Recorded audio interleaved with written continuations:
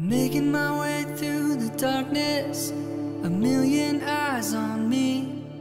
I don't care, I don't care.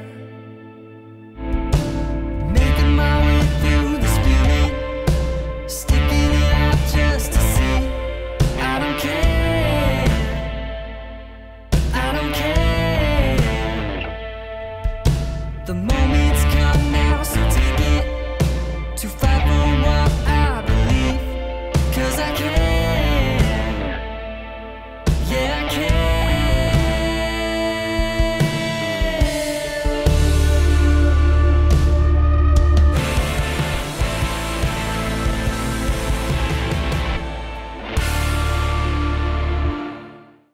Welcome to session 39, the first session of 2023.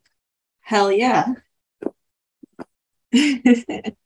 So, I really struggled to write this synopsis because a lot of shit happened last time. So, last time on Road to Arlathan, taking Varric to the safety of the Hanged Man, the party was able to finally heal him enough to return him to consciousness. With the Viscount safe, Lila engaged her party in a rather heated and emotionally driven discussion about their quest, wondering why they were all doing this if they could not trust either side. Many secrets were revealed, but the conversation came to an abrupt halt as the mirror began to shake and vibrate within Bronwyn's pack. Valentin called out to her for help, something chasing him as he ran, bloody and beaten. Running, he told her to head for Arlathan Forest before she and the others shared his own fate. As the warden tried to get answers from him, Valentin fell to the ground and was wrenched away from view before the mirror shattered in Bronwyn's hands. As panic began to set in, a new face appeared before them, Solas himself.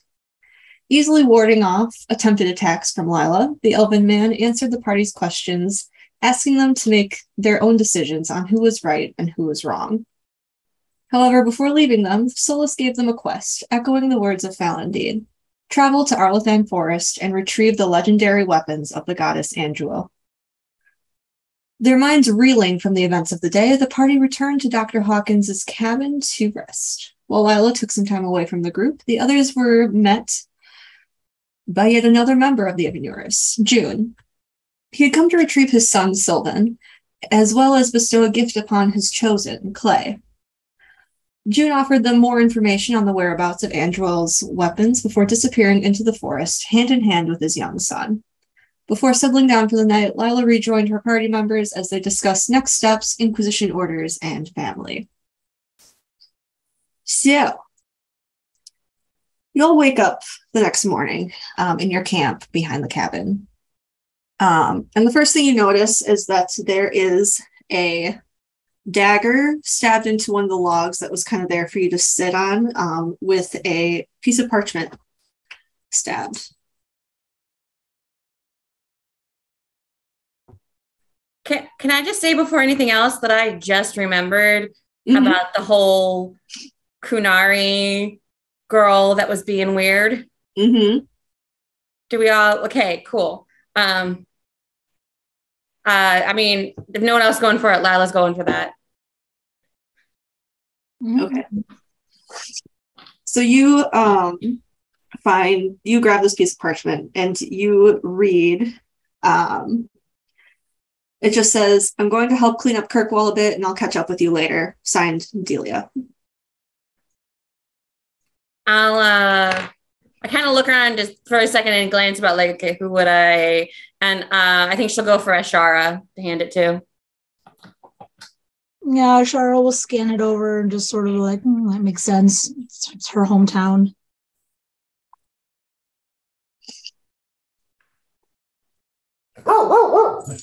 Sorry. The Magali are restless.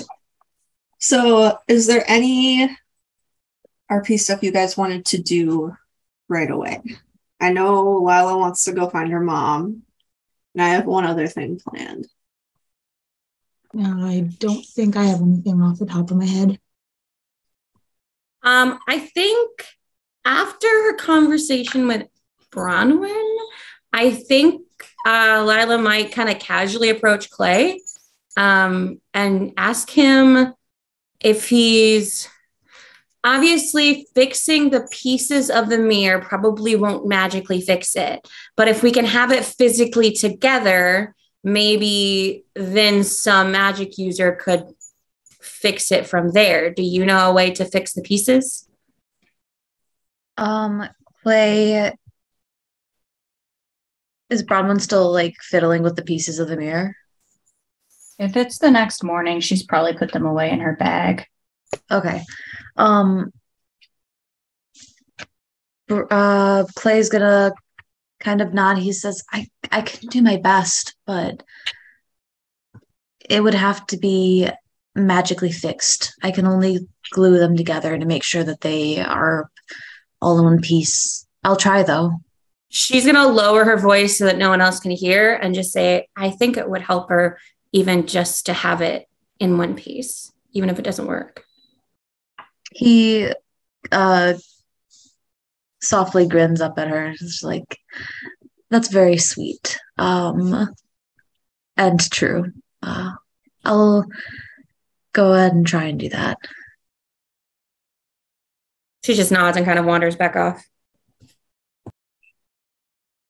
Clay goes to find Bronwyn to ask for the pieces of the mirror.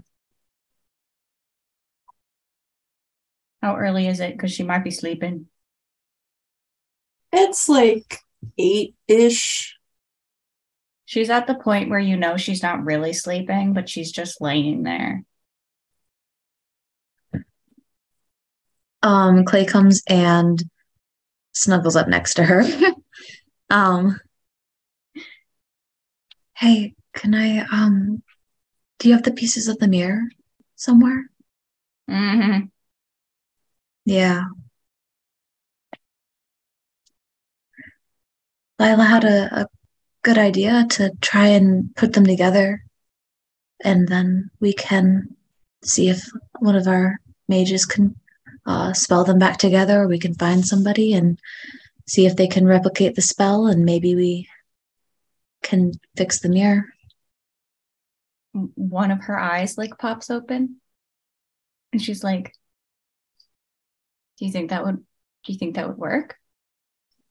If anything, we can go and try and bother Dirtman. I mean, him and Falendine made the mirror, so if we find one of the makers of the mirrors, then That's true. She'll sit up and go kind of ruffle and pull out like a piece of fabric that she's used to just kind of gather it all together and hand it over.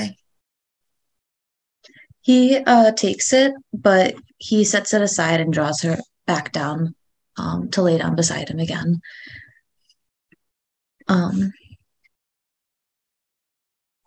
Delia went back to Kirkwall. Like for good? No, for to help with Varric, and so I don't know when we're leaving or if she's coming with us necessarily immediately. But We should leave. I thought we were leaving today. yeah. We don't have to get up just yet, though. He's trying to find reasons to keep her in bed. I'm awake now.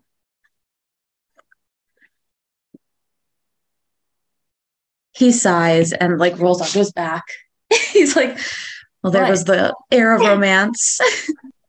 What is it? Nothing. It's, and it's he like sits it's up. like propping her head up on an elbow and like furrowing her forehead. Just doesn't look like nothing.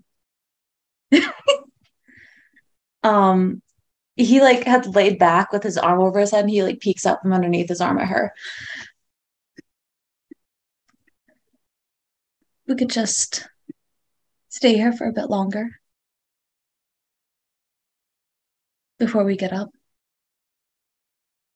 She'll like kind of nestle into his into his arm, and I like that idea. Goes and wraps his arms around her and kisses her on the forehead.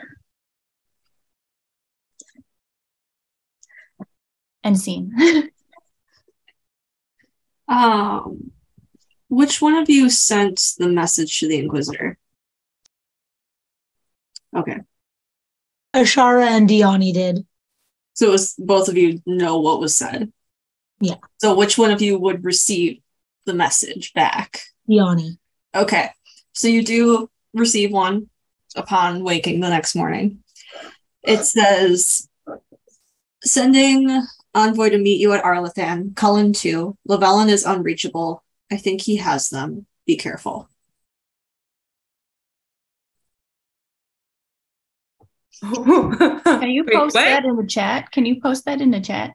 I sure can.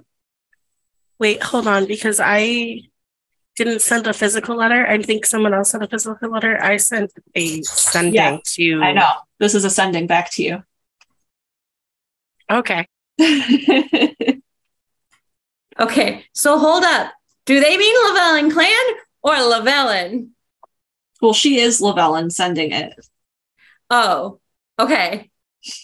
I thought they meant the Inquisitor had kidnapped. Yeah, I something. misunderstood it. I thought that he had taken her. No. And, okay. I was like,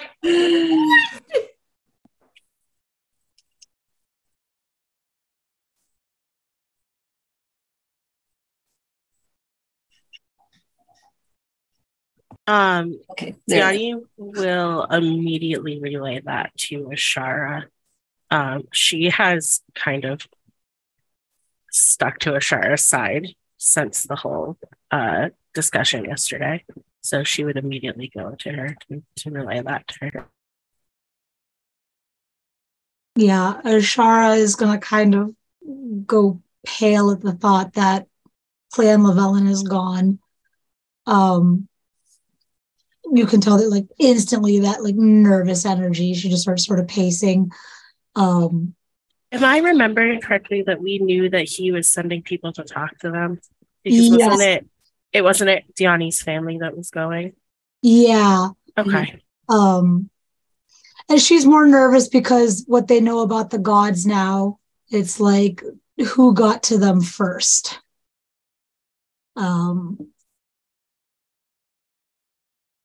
Well, I suppose we should tell the rest of the party at least that we need to head to Arlathan Forest as soon as possible. You should tell Lila. Oh, absolutely. I have to hope that it was Solas that got to our people first. If it wasn't, we'll get them back. Yeah. Right, I suppose we should tell Lila.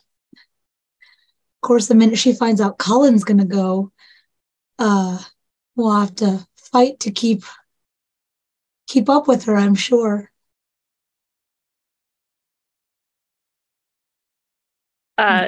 She laughs and shakes her head. I'll head out of my room. I'm sure Diani's gonna follow, and I'll look for Lila. While Ashar is looking for Lila, I would also like to look for Sierra, because I'm assuming that they are close by to each other. yeah, they probably are. But Diani will wait until Ashar is actively talking to Lila to approach. Yeah, so I'll approach Lila and just be like, we heard from the Inquisitor, and they're sending an envoy to meet us at Arlathan Forest.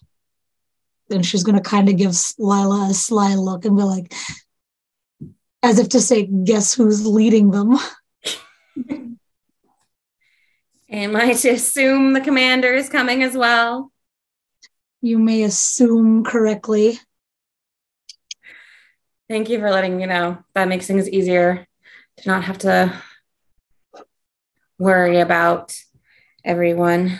I do still think I need to run into the city quickly to check on my mother. I think she'd be pretty upset with me if I didn't at least check on her. But that won't take very long. Do you need company? I won't turn it down, especially given that I don't plan on wearing my armor into the city. I'll come along with you if you want. Great. Should we ask if anyone else needs to? Sure. So she'll just kind of get to where most everyone is congregating for the morning and just throw it out there of, I still need to head into the city for a few moments. Ashara says she'll come with me. Does anyone else need to go into the city for any reason? And then she kind of like rolls her eyes, sighs and rolls her eyes and goes, or I guess wants to meet my mother. This is 100% where Shara is going. I'll go. Bronwyn kind of sits up straighter and is just kind of like, you can tell she's trying to decide if she should go. Clay holds up his bag of mirror shards and is like, I'm a little busy.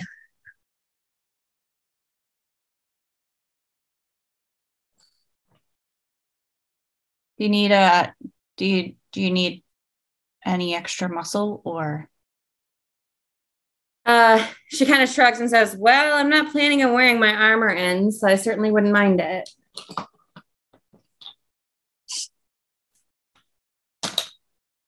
I mean, I can go. Sure, let's do it. Okay. She'll kind of glance around and realize, like, okay, that's everyone except, and turn to Diani and say, Diani, in, out? Diani pauses for a second and like there's a moment of surprise and then she shakes her head and I think that I would prefer to not be back in that city right now. I'll stay with Clay. Thank you though. She kind of nods, trying not to make a big deal of it, and just like, yeah, probably a better idea to not leave Clay all by himself here anyways.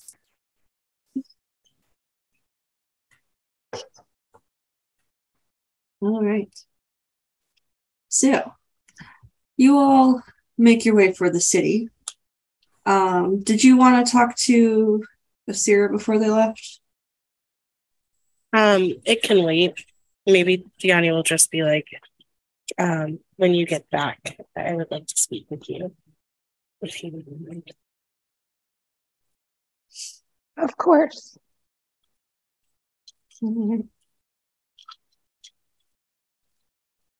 Ellie, I straight up thought you were chewing on a pen for a second. Yes, I'm chewing on a pen.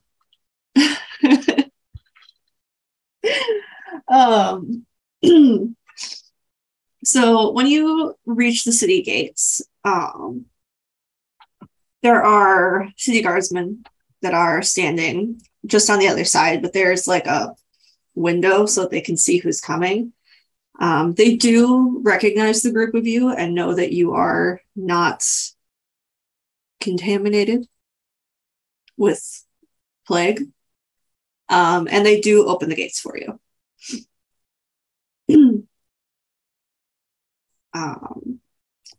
I assume you're heading to the Viscount's castle? Yeah, she's going to go to check the last place she knew she was.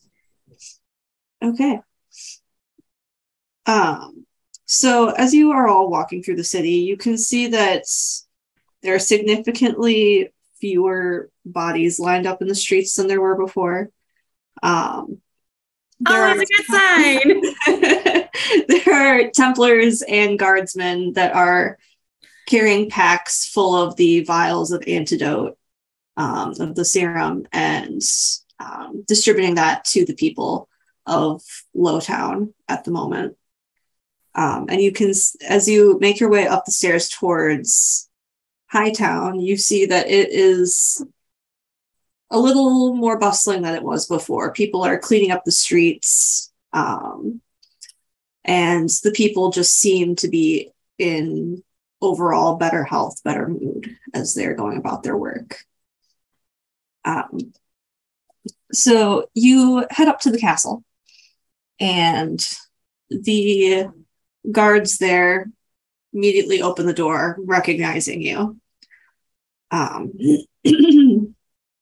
And as you enter, you can see Aveline with the Knight Commander, just having a conversation off to the side. You can't really make out what's being said or anything.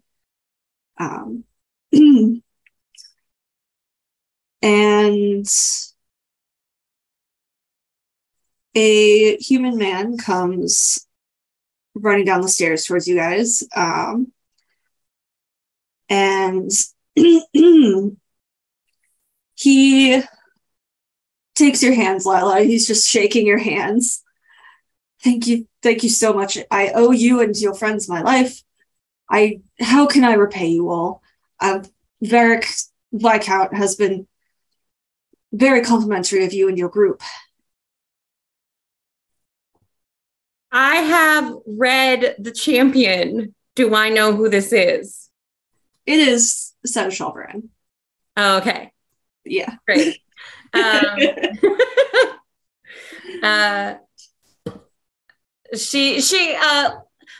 like clearly a dual reaction from Lila where she's like there's a moment of like, oh yeah, thanks. And then she starts to feel really awkward of like, okay, too much now. But smiles and nods and just says, it's no problem at all. We were just following orders.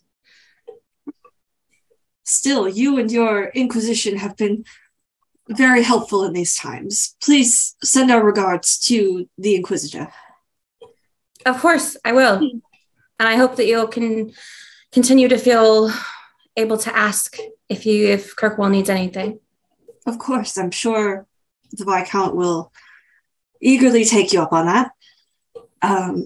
What can I do for you all? It's a bit of an awkward question, but I wonder if you have seen my mother, Lady Trevelyan? Lady Trevelyan is your mother? Yes. My condolences. That's Lila too. Lila laughs too. As he says that, you can hear a woman yelling. Oh no! From upstairs. And he just kind of glances up at the voice, and looks back at you and says, "She's been raving for the past 20 minutes." What about precisely? Her eggs were not cooked correctly this morning.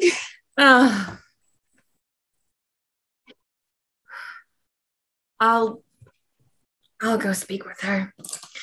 She just kind of like nods to herself and walks past him towards the voice. Ashar's following close on heels. So you make your way up the stairs kind of to where there's a dining area.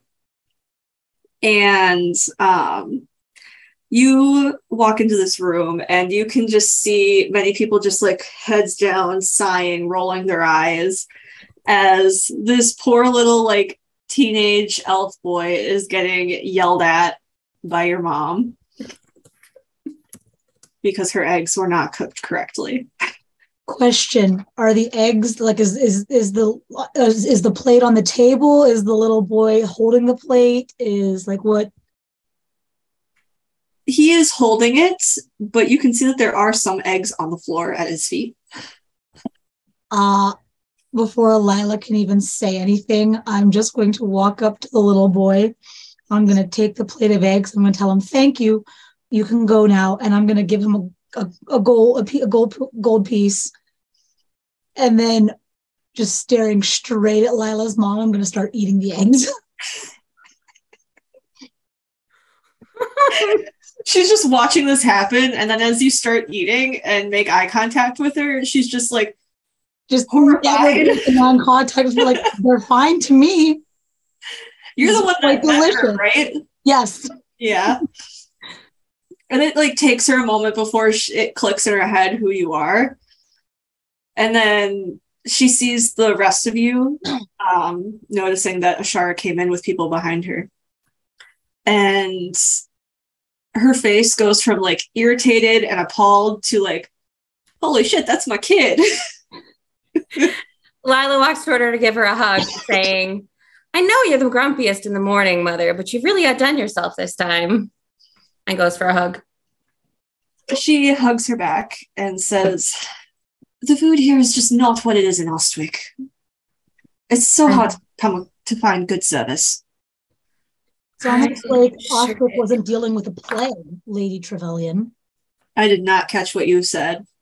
Ashara said, it's almost like Ostwick isn't dealing with a plague, Lady Trevelyan. I'm sorry, what was your name again? Ashara. Ashara. Well, it's such a pleasure to see you again, dear. Mm-hmm. Mm-hmm. So are you planning to stay here long, Mother? I would assume that now the gates are open, you'd be wanting to head back home soon. Of course. I have my audience with the Viscount later this morning, and then I will be on my way. And I'm sure you'll be accompanying me, yes? Unfortunately, my mission isn't over yet. Your mission? Yes, I I came know that you came to a plagued city, and now you expect me to just let you continue off with your gallivanting. Well, I came here with the cure, Mother, so it was That a does little not less mean that you would not get it. You are intentionally putting yourself in harm's way. Yes, I suppose I am. We've had this argument many times, haven't we? Does this have something to do with that commander of yours? And she like rolls her eyes, partly at the mention, but partly because she just knows what like the reactions of everyone who's with her is. And she's like, oh, Jesus. So now all those reactions on the faces are not helping the situation. I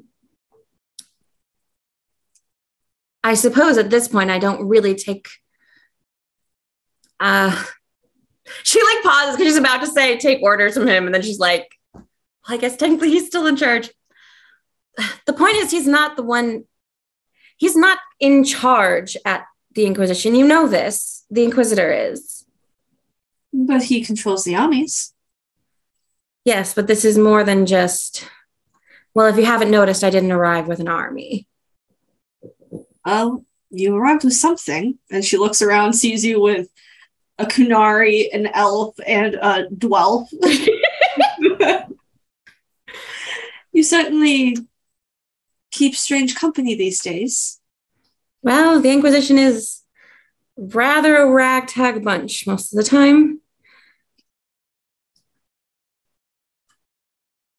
That's quite the understatement, I would say. Where is it you intend on going to next, then? On your quest? She kind of pauses for a second. She's going to sneak a glance at Ashara to see if she gives her an immediate shake of head or not. Ashara kind of does give her a subtle like, mm-mm. She'll turn back to her mother. I know you're not going to like this, but I think for your safety, I'm not sure I should share. For my safety? Yes. And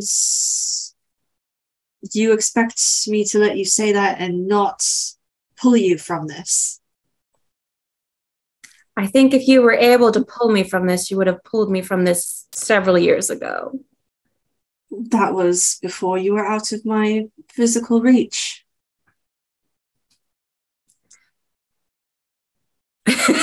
She kind of actually, I would say she does giggle to herself.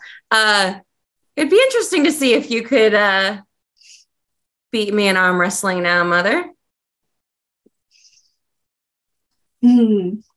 Well, If it is any consolation, your siblings miss you, And I miss them. and your father as well. And you can see her face drop further at that one. I think we're nearing the end of something.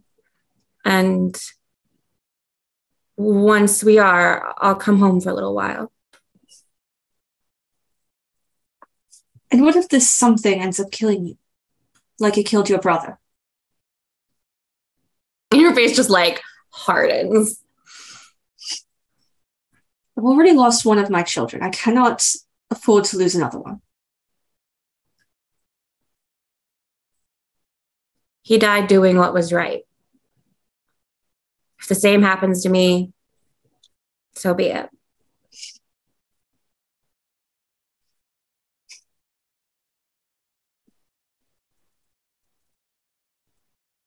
Won't you just come home, Lila?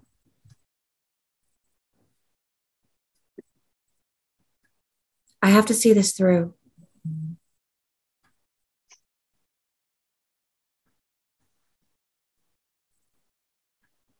I wish you didn't.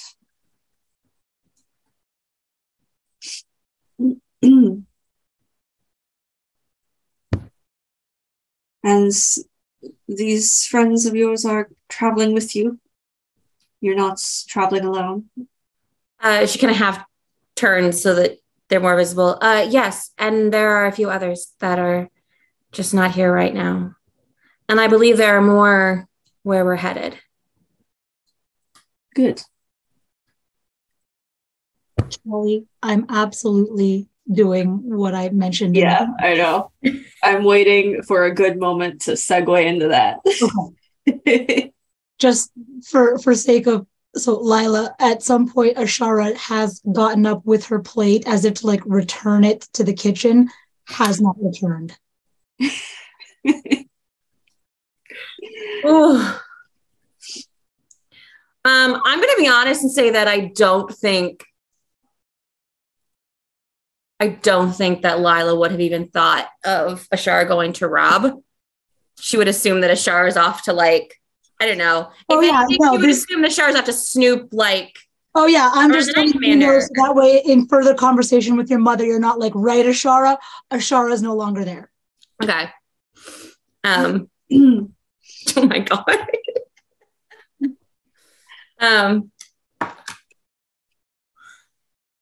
Bronwyn's just like in the background and she just looks at Asira like like whoa. They're just exchanging looks. Yeah, the whole time. They're just like, oh my God.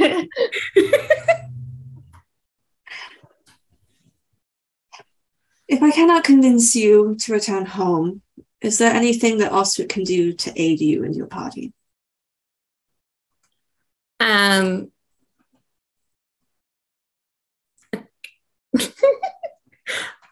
Matt, I have no sense of where anything is. Where is Arlathan Forest? It's near, you were saying it's like near Tevinter? North, near Tevinter, kind of between Tevinter and Antiva. Okay.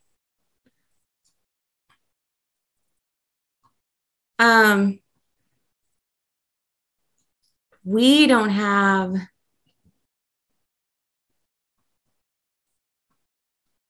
Do we have, this is kind of a general question, obviously not actually Lila asking.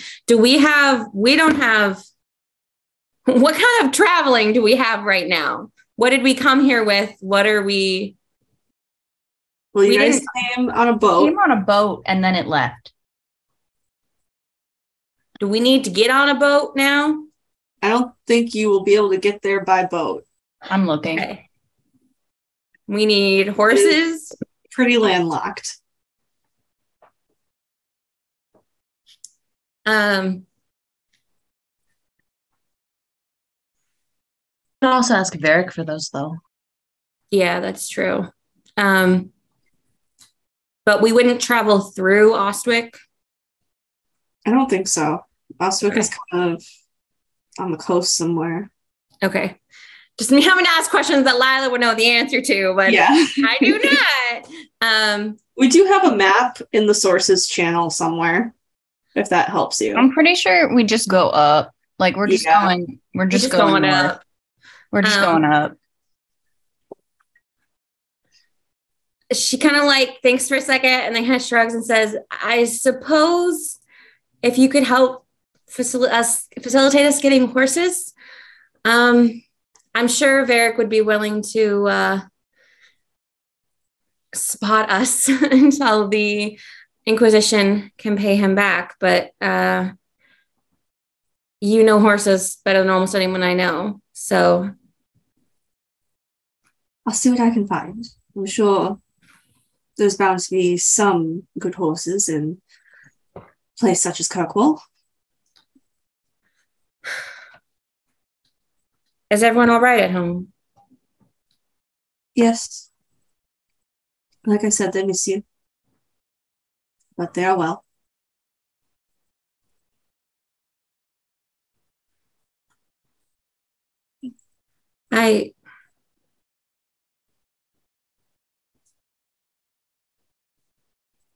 Would it be all right if I brought the commander when I come home? Well, I believe that would be fine. But I will warn you. I'm just looking for a name quick. I think I know the name, but I don't want to get it wrong.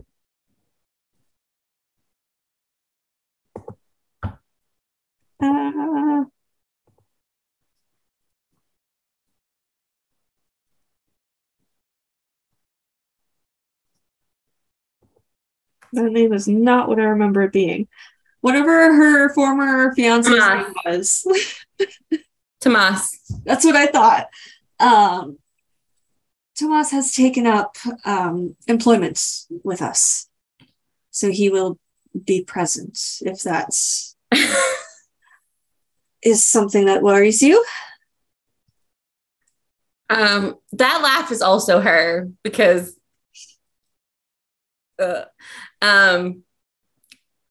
she just shakes her head and says,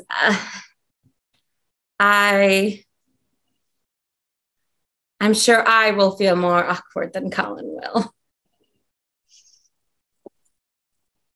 Somehow that does not surprise me. But of course, I've never met this man. I've only heard stories and what you write about him in your letters. I assume all the stories are good. I hear he's quite the warrior who's been through many tragedies. He has. But he's stronger for them. I should hope so.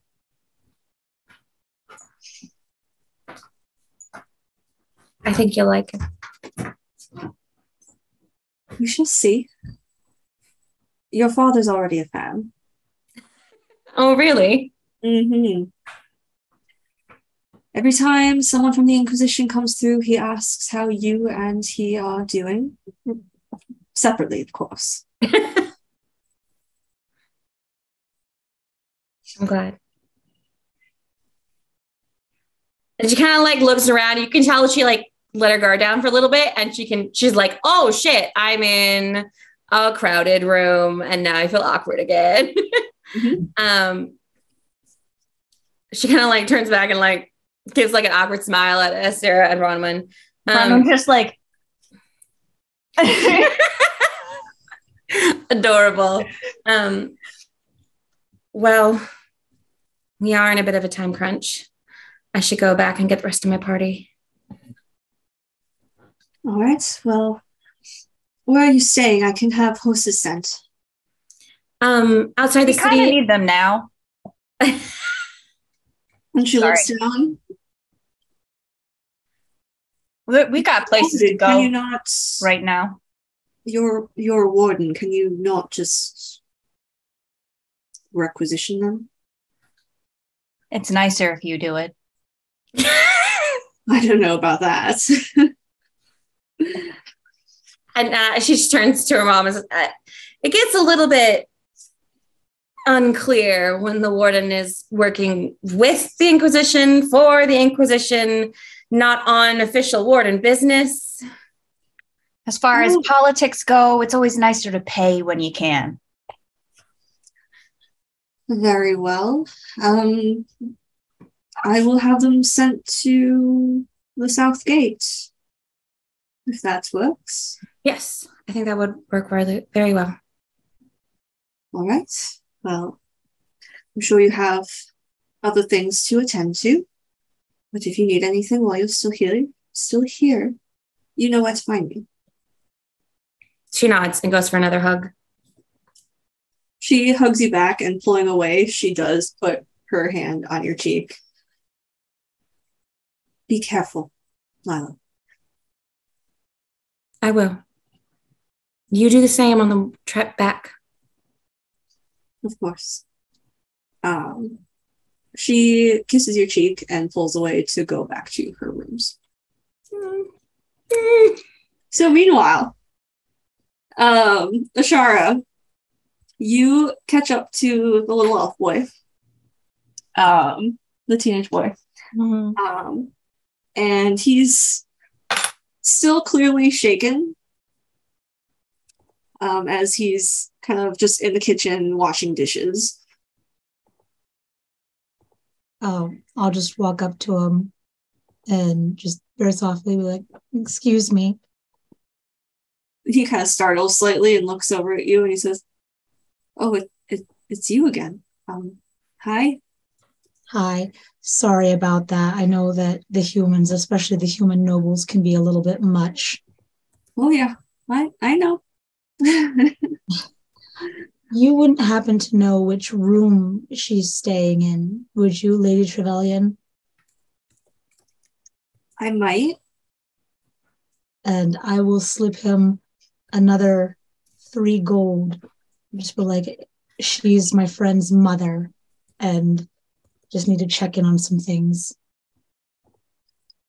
He snatches him up eagerly, and he kind of nods towards one of the doors and says, "Follow that hallway, 3rd door on the left." Thank you. And I'll try to make sure that she doesn't act like that again. Thank you. And I will go up follow the directions up the room and test the door to her rooms. Is it locked? It is not. I'll go in. Mm-hmm. And I just basically want to start looking for anything of value. One. And that includes like scandalous letters or any letters. I was thinking that too. You do find a stack of letters. There are a couple with Inquisition seals on them, and you do recognize Lila's handwriting. Okay. Very quickly scanning it. Anything of interest or... It's the letters that have been dropped in chat over the course of however long. Wait, her letters to Cullen? Or no, her letters to her mom. To her mom, okay. I'm not so much interested in Lila's letters per se. There are also there's a pouch of coins sitting on the bedside table. I'll pop those. Can I throw something out there that would be in there? Mm-hmm. In the stack of letters, Mhm. there's definitely a letter that's clearly from Lord Trevelyan. Okay. Oh yeah, definitely. It probably is a little spicy. Yes. I'll pocket that one. Halfway through is like, Now I'll throw that one into my pouch real quick because just for funsies. So yes, you have a spicy letter from Lord Trevelyan to Lady Trevelyan. There's a bag of coins that contains 50 gold. Okay. And there is a trunk that is full of fine furs. Sorry, I'm going to throw out one more thing. Mm-hmm. You would find a obviously very expensive but well used bow. Really? Yeah. It's like got like, I guess not engraving because it's wood. What would that be? Carvings.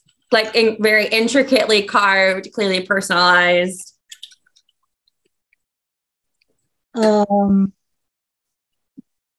Is there a window? Like, does this room have windows that overlook the city at all? Or There is a window. It is very high up and there is no balcony.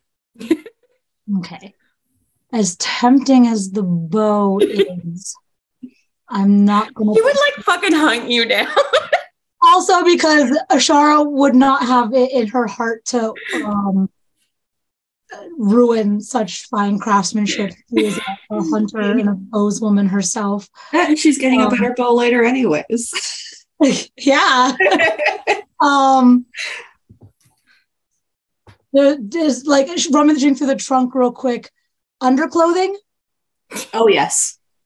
Absolutely taking the underclothing. As soon as I take the underclothing, as soon as I have that, I'm back out of the room. Okay.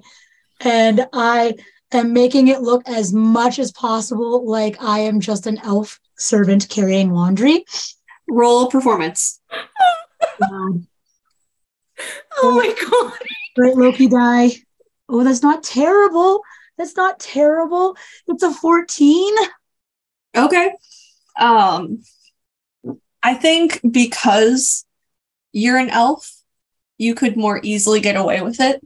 Okay. So as you're coming down the hall, carrying these things, you see Lady Trevelyan coming from the opposite direction. Definitely like averting my eyes, keeping it low as like and hunched up as if I am, in fact, a servant. Don't want to get yelled at by the humans.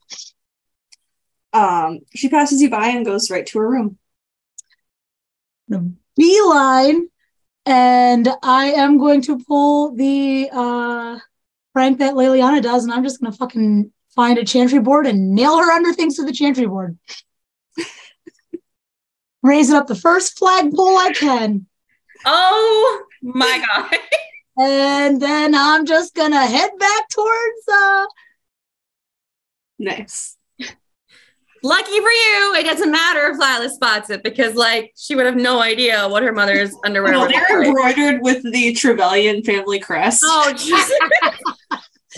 Yep. And yeah. So I'm going to that's what I'm gonna do.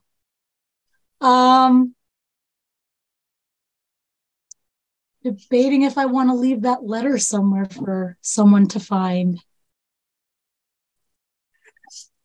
I will Honestly, it's better than I thought because I was really afraid that Ashara was going to hand Lila her mom's underwear and a dirty letter between her parents. Oh no.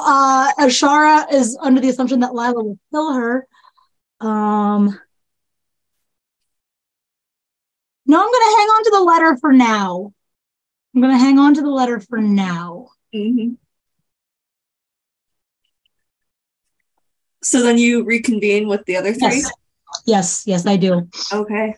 And she's just absolutely grinning from ear to ear. What did you do? Nothing important. I made sure that little boy that was being yelled at was taken care of. I would say Lila is not back with the group yet because she would probably quickly stop by Seneschal Braun's office and just tell him that, hi, my mom's going to help, but we need horses. She said she's taking the South Gate. I'm assuming that's fine. I'm assuming he says that's fine. Mm-hmm. Yeah. And so then she's just... So she probably meets back up once Ashara's with the group. I'm gonna roll insight just to see absolutely. if she even notices anything. Well, that's a 5. So no, Lila. Well, hold on. Let me roll deception. Okay, yeah, she did. I rolled a 10.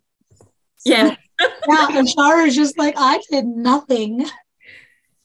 Nothing of consequence. I just calmed down that little boy, And to Lila, she's gonna be like, your mom is a bitch. She kind of shrugs her shoulder and says, she's a very confusing woman. I never know whether I will come upon her screaming at someone or saving the day or helping someone. It depends on her mood. Generally, though, if it is this early in the morning, it's more likely to be yelling at someone. She is the worst in the mornings. Having just flipped a coin here, Ashara will say to Lila, though, I will say she has decent taste in bows, though. Very nice. And keep walking. Well, I just pause for a second. Thanks. It's like trying to picture her mom to think she didn't have it on her, did she? I can't imagine how she would have had it on her. So you guys start leaving the castle. And as you're walking through Hightown, you do pass by the chantry. And you do see the underwear pinned to the board. Yeah, Shara's just snickering under her breath. Okay. To be fair, I'm going to make a perception check. Yep. Because, that's not where she'd be looking. Uh-huh. Okay, well, that's a 21. Yeah. You see that, and you see the crest. And I think at that point, she'd probably be able to put 2 and 2 together. Mm-hmm. And just turns and looks at Ashara. And she's glaring daggers, but you can tell there's no menace. Ashara's not she's not cowed at all. She's just look, act like a bitch, get treated like a bitch, okay? And she kind of looks at her. He was 12. Bronwyn is just absolutely dying cackling right now. And I'm going to pull the letter out of my pocket. I've been I could have nailed this to the board too. And then I'll shove it back in my pocket. Shara, that's my family crest. Yeah. Just pretend like it isn't yours. Don't worry about Not it. like you'll be a champion for much longer anyways. Yes. I mean, is it really going to matter? He's going to hear about it. Yeah, but he's not going to assume it was you that did it. Do you think it's any better if he makes fun of me for my mother's underwear? I mean, I'm assuming it's Varric, so he'll hope that you'll be laughing along. Look, I have to admit, I learned from the best. Josie and Liliana just had such amazing stories. You got to admit, this one's classic. Just pretend like it's not even yours. If things go well enough with the commander, it won't be your crest anymore anyways. She just looks at her as bright red, what the fuck? Out of nowhere. And she's going to turn and walk away. She's going to, though, when they get to the gate and there's a soldier there, she's going to step to the side for a second and hand him a couple coins and say, I need you to clear the chantry board, though. He looks at the coins and looks over at the board. They yours? Bronwyn is laughing, dying again immediately, just bent over. She's having a great time. She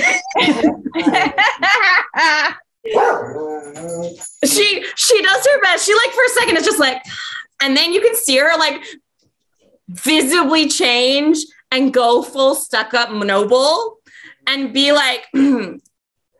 I'm sorry. I must have misheard you. What did you ask me?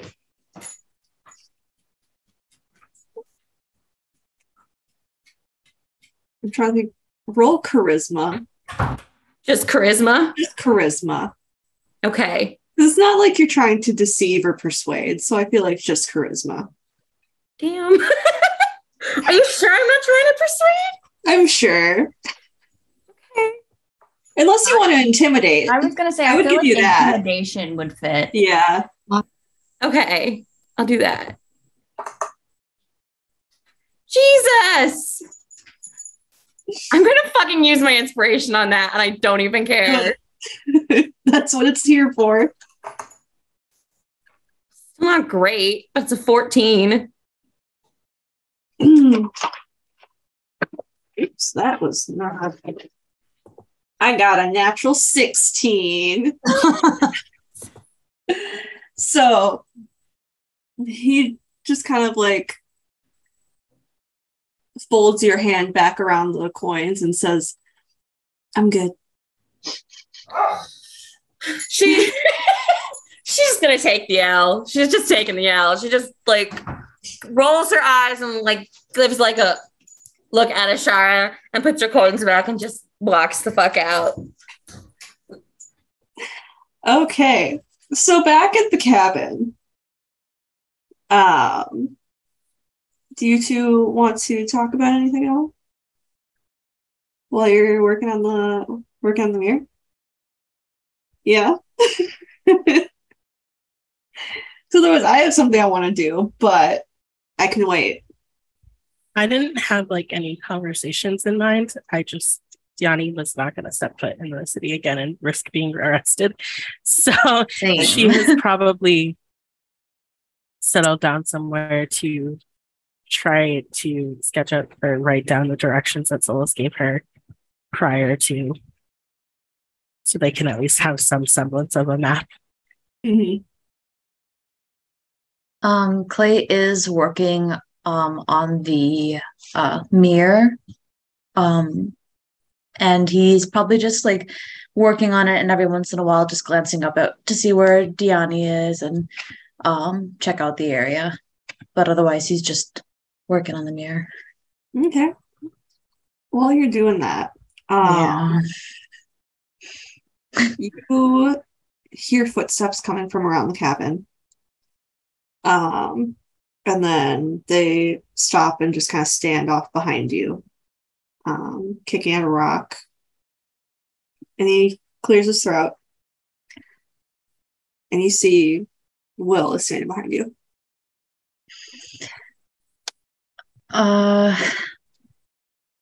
Clay kind of like glances up as he hears the footsteps coming and sees Will, and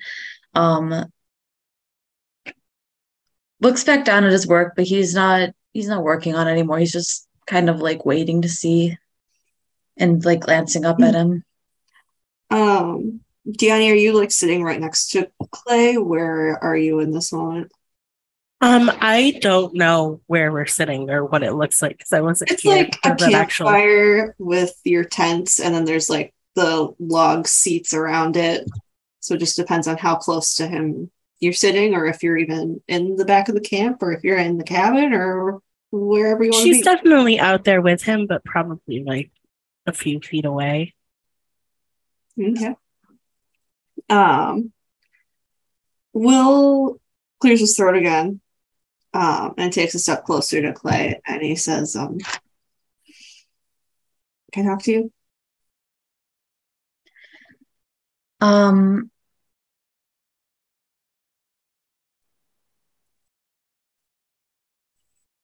Clay glances at Diani, and kind of like uses that moment of like looking away from Will to like wince to himself. And he kind of like looks back down at his stuff and turns towards him. Yeah. What's how can I help you?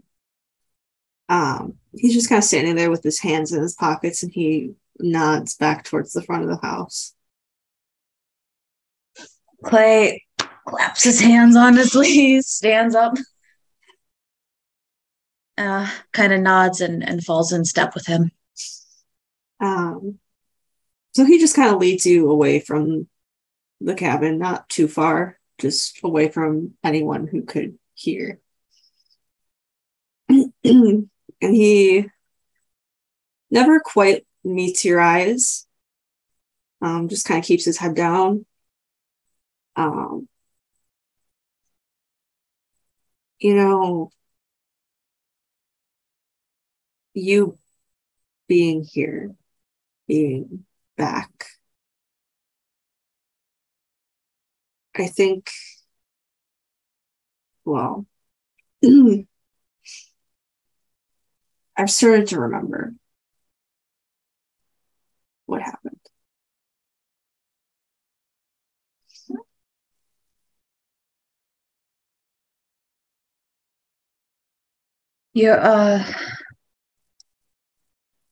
You're remembering. That's great. I mean, Is it? you'll have your mind back. You'll have whatever it is that has been missing. I mean, that's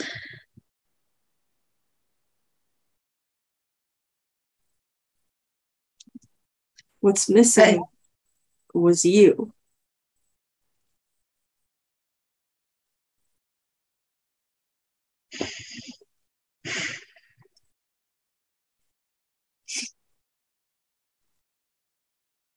You just left.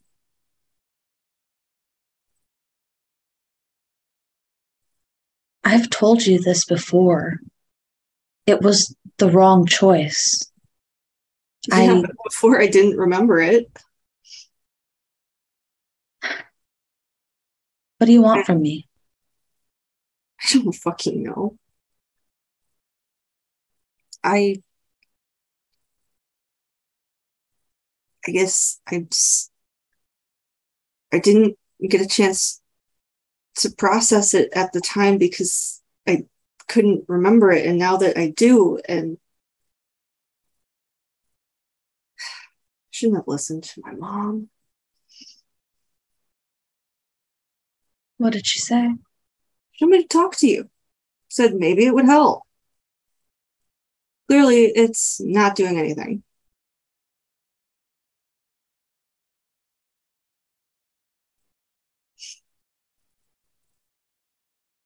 Just as sad and hurt and broken as I have been since it all fucking happened.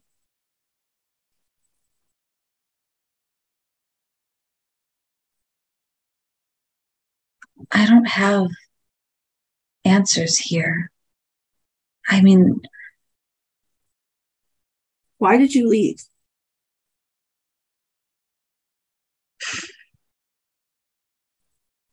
because I was a stupid kid who was in the middle of running away from everything that I could because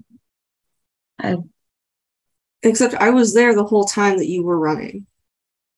And you just left me behind. it wasn't the right choice, Will. I know that now, but I was a dumb kid. I didn't make the right decision. You're right. But it was the past. I can't do anything about that.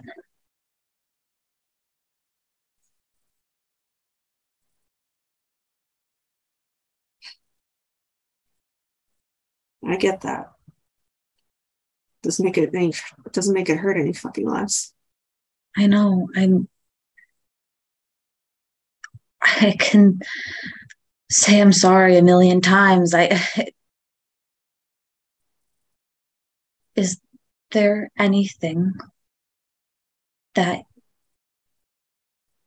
I could do that would help? Because otherwise, I feel like all I'm doing is hurting you and continuing to hurt you.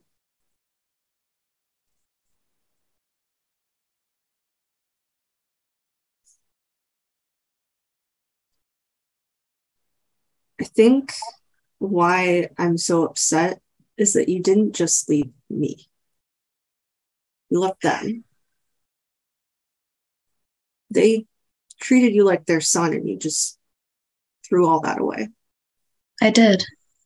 I left everything. I it didn't matter if it was good or bad or neutral. I left everything, and it was a mistake, and it was stupid, and I wouldn't do it again. If I had known, if I could think Even if past that meant fear. losing the people you have now? Just as much as I know that I wouldn't leave them now, I can't leave them either.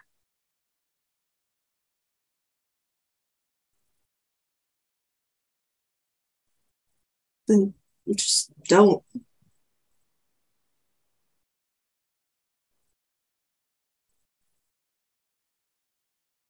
You completely cut us out of your life. And then you just happen to run into Dad out in the middle of fucking Antiva and then show up here, and even after everything, we still have your back. And I feel like you're just going to get up and leave and forget about us again. We served our purpose.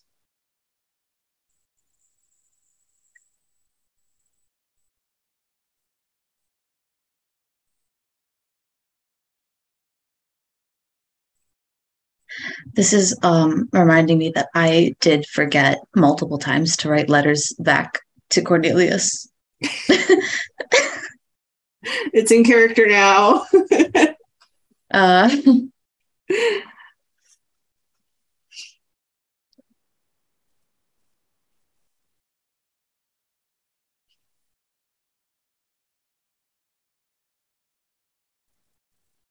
I never would mean it like that. I would never use you and walk away, and I would never mean it in that manner. I have to do better. No shit. I have forgotten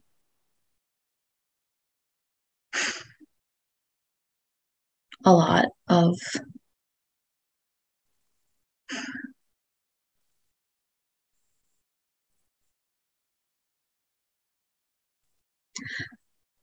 we have to leave today. I know. But when we've done whatever it is that we're finishing up north, I promise that I'll come back and visit. And if I get a chance, I'll write. Sure.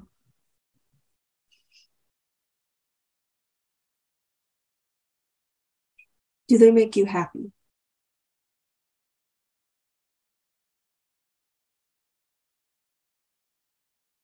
They do. Good. Just promise me one thing.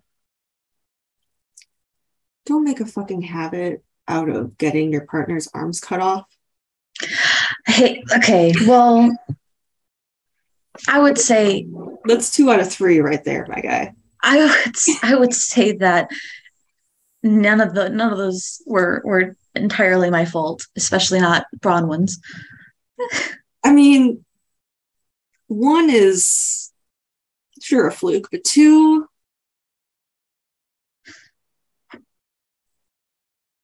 I genuinely, I hope to the gods above that doesn't happen to anybody else. That that is a worrying trend now that you bring it up. Well, hey, next time I'll be losing my arm, huh? You never know. I mean, you've only been asking for it since I've known you.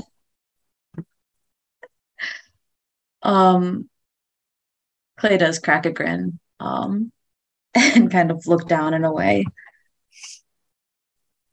I don't know if I can promise that, knowing my friends and my. Maybe just threaten them and say that you're not going to make them a new limb if it does happen. I'll say that I'm too busy updating yours. It could use some tweaking. If you have any ideas, you could write them down for me. Oh, I'll see what I can do. I have a journal full of ideas. You do? Mm-hmm. Well, maybe next time I see you, we can talk about it. Yeah. Gives you a reason to come back.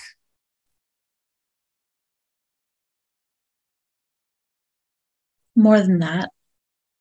I have more than just that reason to come back. Well, hopefully by the time you do, Mom will be better. Yeah, there's a reason right there. I can't imagine going on with life without eating more of her delicious cooking. Yeah. Still can't believe Dad pulled that off last night. I don't know how he managed to make her soup. It was probably the best thing he's ever managed to make. I hands down. I'm saying something because he helped make me, so.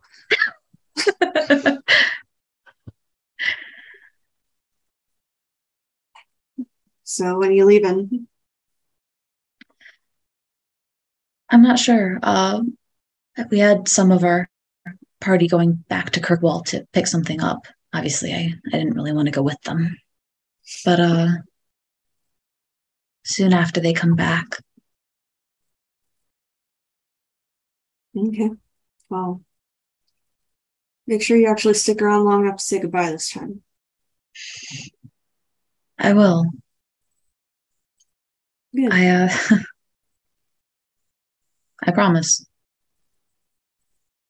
I'll hold you to that. And he kind of just like claps you on the shoulder really awkwardly and walks back towards the cabin.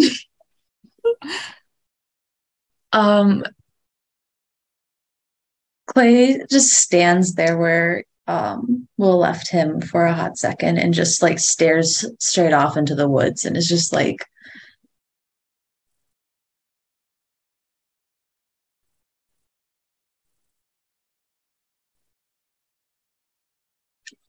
kind of thinking it through what just all happened before he glances after where Will went and then heads back towards the campfire.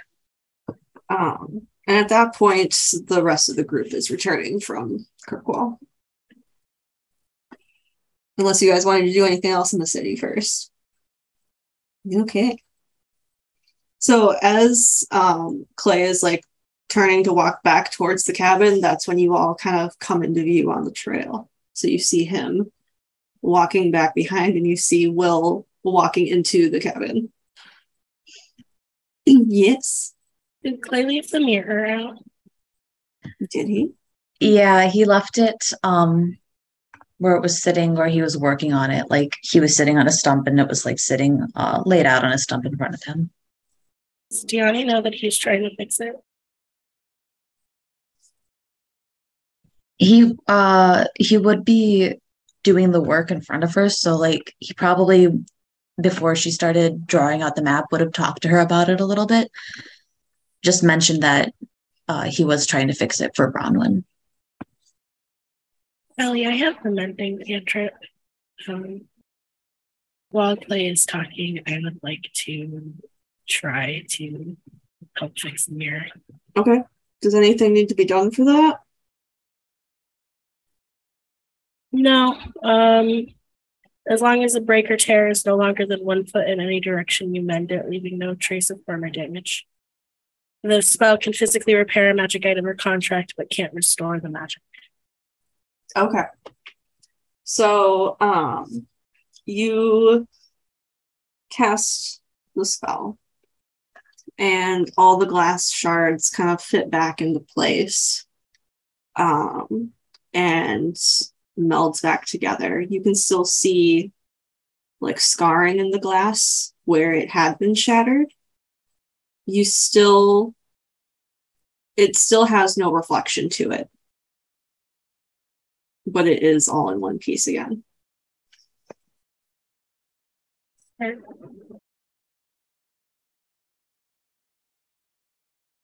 As we are arriving, Bronwyn walks up to like where Clay and Diani are and just Ashara pinned Lila's mother's underwear to the chantry board. She just starts keeling over laughing again. Ashara's just standing there with a shit-eating grin on her face. Doesn't even deny it. Clay's eyes blow wide, just like, holy shit. Seriously? And then he starts laughing too. Yanni like slaps a hand over her mouth to try to keep herself from reacting. Listen, act like a bitch, get bit.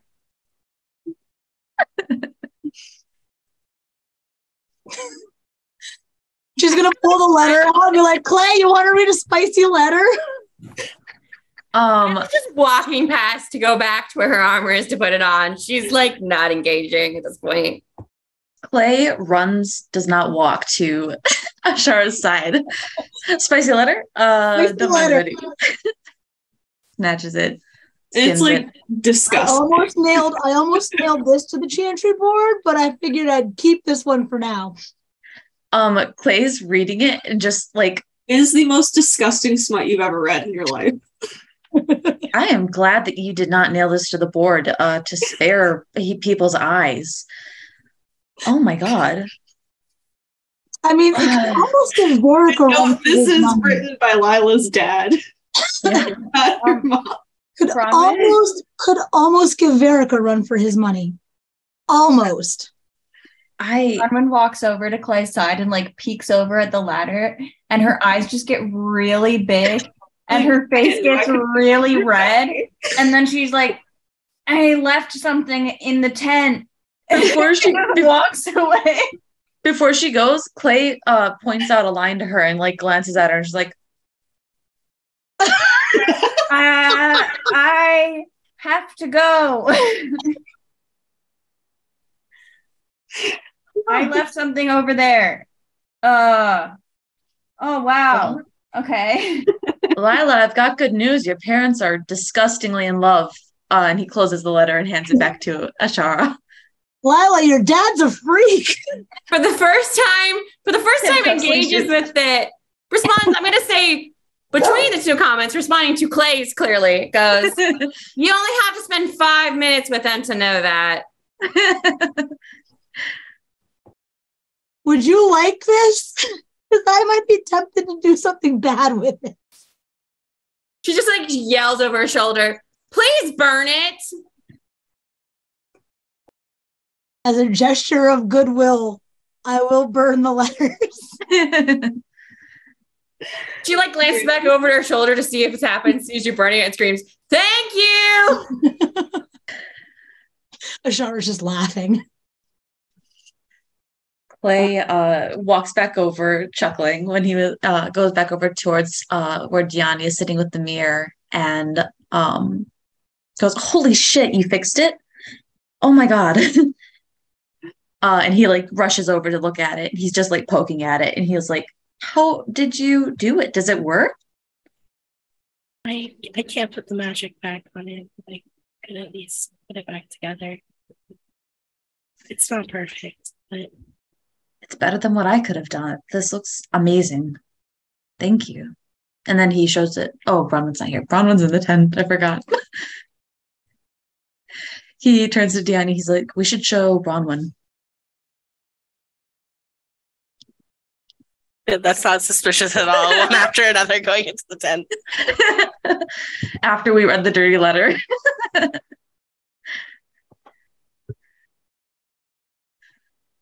Is that what you're doing, or Walking to the tent to show Bronwyn. Yeah, is that what you're doing? If the tents are rocking, don't come a knocking.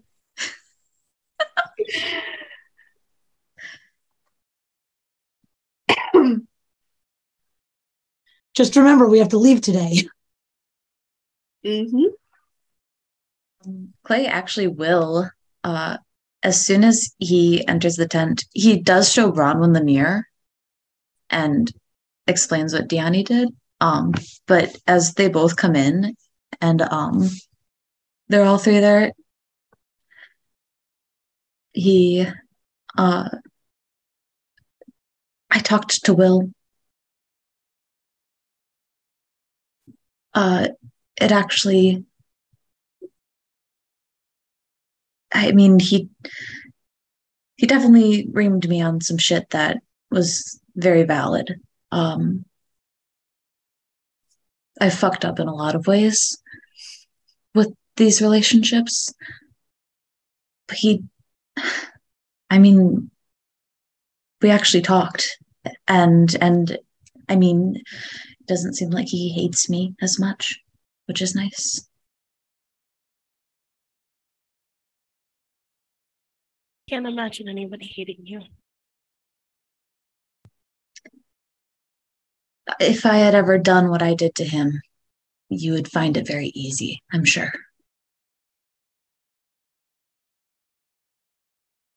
I think that would make me a hypocrite.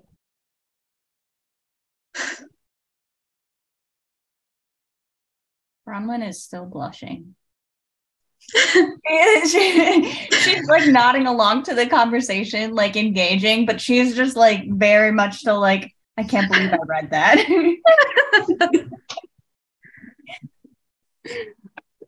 Nanya has no idea why Bronwyn is flushed or embarrassed at all because she wasn't paying attention.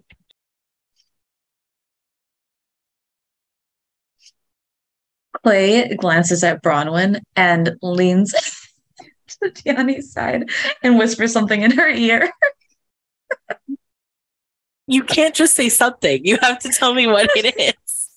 I was gonna write it to you, but that works too. Yeah, it's not like a super, it's just joking. I'll just write it to you. It's not super important.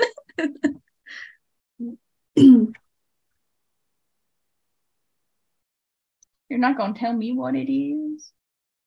I'll write it in I'll write it in chat. It's okay. Just say it out loud then. You need to think about what it was. It's just telling. Okay, he turns to Diani and says, Ashara stole a sexy letter between Lila's parents, and it was horrible to read. But Bronwyn did read some, which is why, and he gestures at Bronwyn's what are you saying? Demeanor. What are you saying about me? That you look cute when you blush, darling.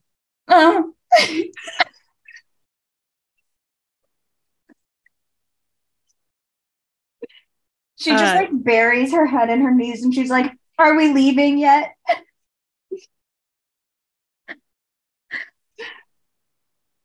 I think that's a good place to take a break. All right. So, do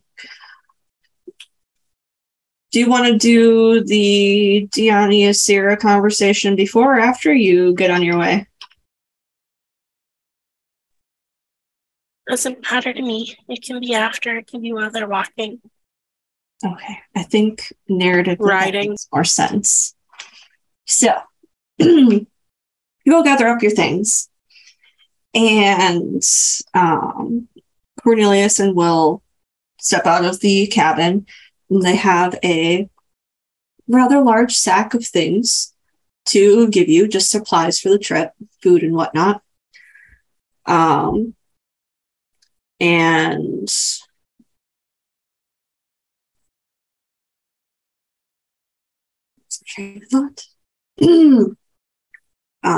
Cornelius steps forward and says, please be careful. I know the mountains around here are not the safest, but just be careful. Take care of each other. I don't want to have to heal any of you. I know you have a healer, but I am also a doctor. I am a doctor.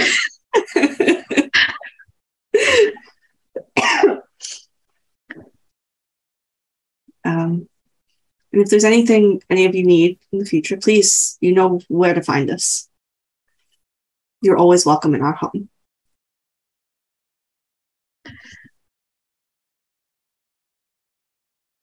Clay steps forward to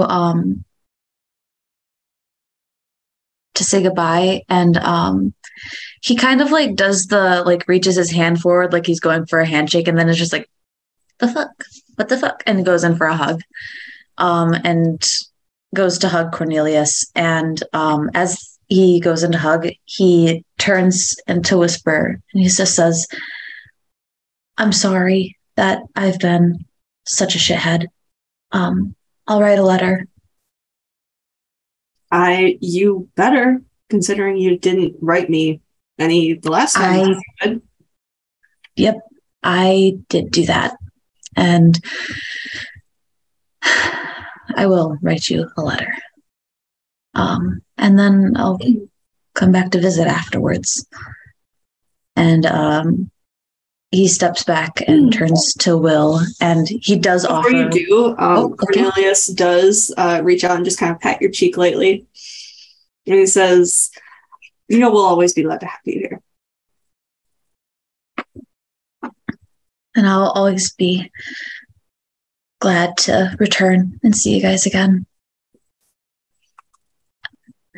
Just make sure that you do. I will. And he turns to Will, and he does offer a hand. And as he's doing it, he's like playing with something on his wrist, but he's like offering Will his hand. Will kind of hesitates for a moment, and he reaches like he's going to shake your hand, but then he closes his hand to a fist, and he just wraps you in a giant bear hug. Clay takes the hug.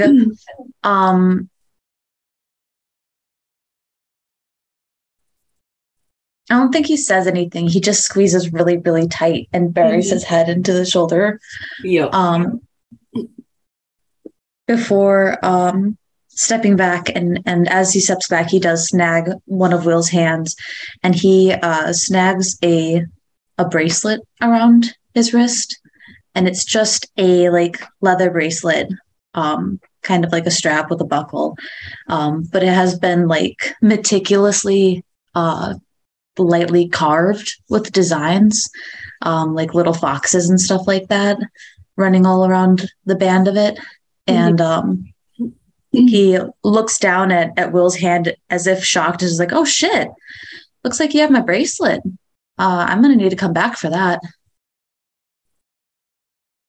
And he just kind of looks down at it and rolls his eyes. Well, darn. Guess you will have to come back.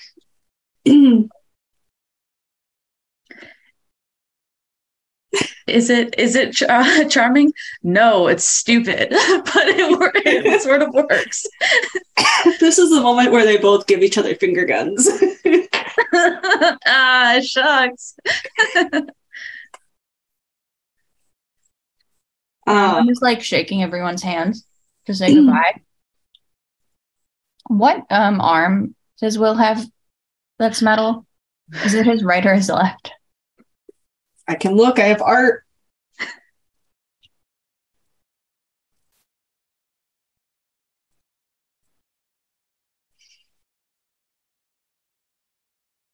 Somewhere. There it is. It is his left. Okay, so when they shake hands, it is her metal hand and his flesh hand. And she squeezes it just a little too tight. It's just a little too tight of a handshake. And he just kind of like, it takes some getting used to. Nodding towards your hand. No. I sure do. But luckily you've got a good tinkerer on your side. It's on yours too. You can only hope. If he ever crosses sides, I think I can take him down. Well, I will hold you to that. And he reaches out and like pats you on the shoulder firmly. He says, take care of him. I will. And he kind of steps back awkwardly. She does the same thing. She's like, as if they didn't just have that conversation where everyone could hear them. Mm-hmm.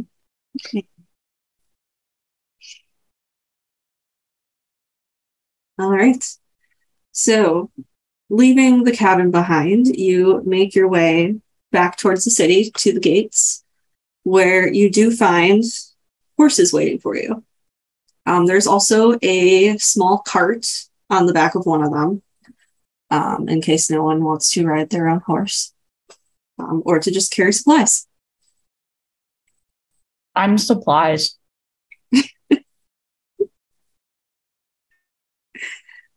Hi, Supplies. It's nice to meet you. Hi, supplies. I'm Dad. She was just going to town, nomming on my thumb. Sage does that a lot. So, mounting the horses and getting ready to go, you do have a map that Lady Trevelyan had acquired to go with you, so that you don't get lost, considering she has a lot of interest in this expedition, considering her daughter is in it. Ma'am, knock it off. So you head off into the mountains. I will say Bronwyn is very familiar with this area. Once they cross into the Starkhaven area. Mm-hmm. So, you want to do the Diani and Asira thing now? Sure. So is Bronwyn riding in the cart then and not with Diani? Because I know the past couple of times they have shared, so I just want to make sure before.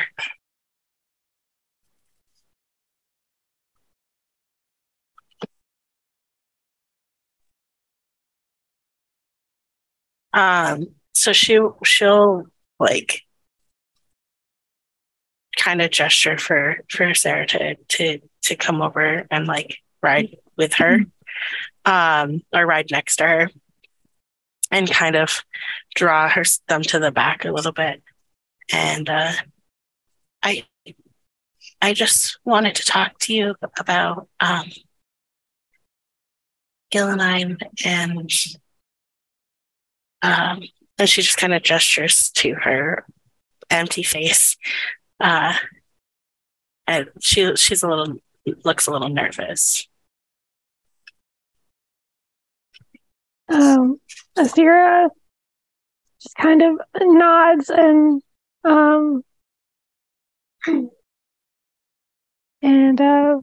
says, I don't have these markings by choice.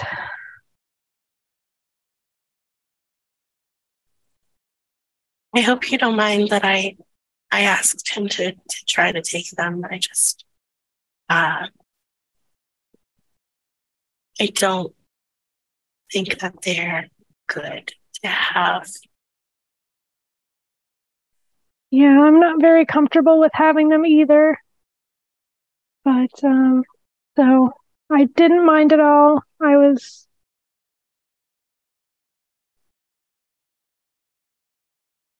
It was kind of disappointing that he couldn't take them. We'll find a way to get them off, because I know that Lila and you don't trust him, and you probably don't trust me, but he did tell me that there was a chance that when I asked him to take them because they were slave markings, he told me that he was worried that they would possibly give them control over people or have some effect over them. And I don't want that to happen to you. So we'll find a way to get them off.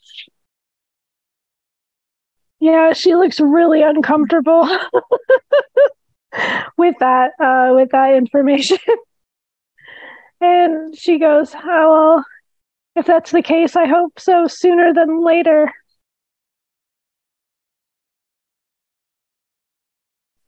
I am sorry. I didn't intend for you to.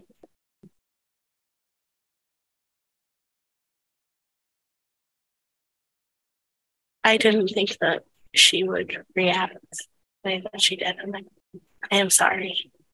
It's not your fault. Well, she didn't even make direct contact. It was that little tree kid.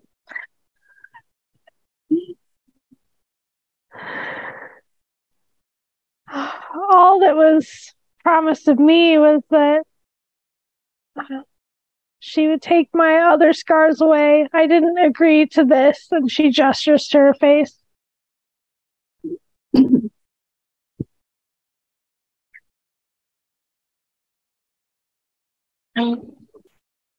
I would like to do my best to make sure that nobody gets hurt because of my choices, and I will find a way to get those off of you. I promise. Thank you. I appreciate that. And then she just kind of nods and like falls silent because this is the longest conversation they've ever had. So she just kind of like you can kind of see the moment she kind of shuts down and closes off and falls silent again. And kind of gives one last nod and makes her way very quickly back over to Bronwyn and Clay. Yeah. And Asira just lets her go. She doesn't try and extend the conversation after that wall has been put up. So she'll kind of stay towards the back of the group where Diani was previously. She won't follow.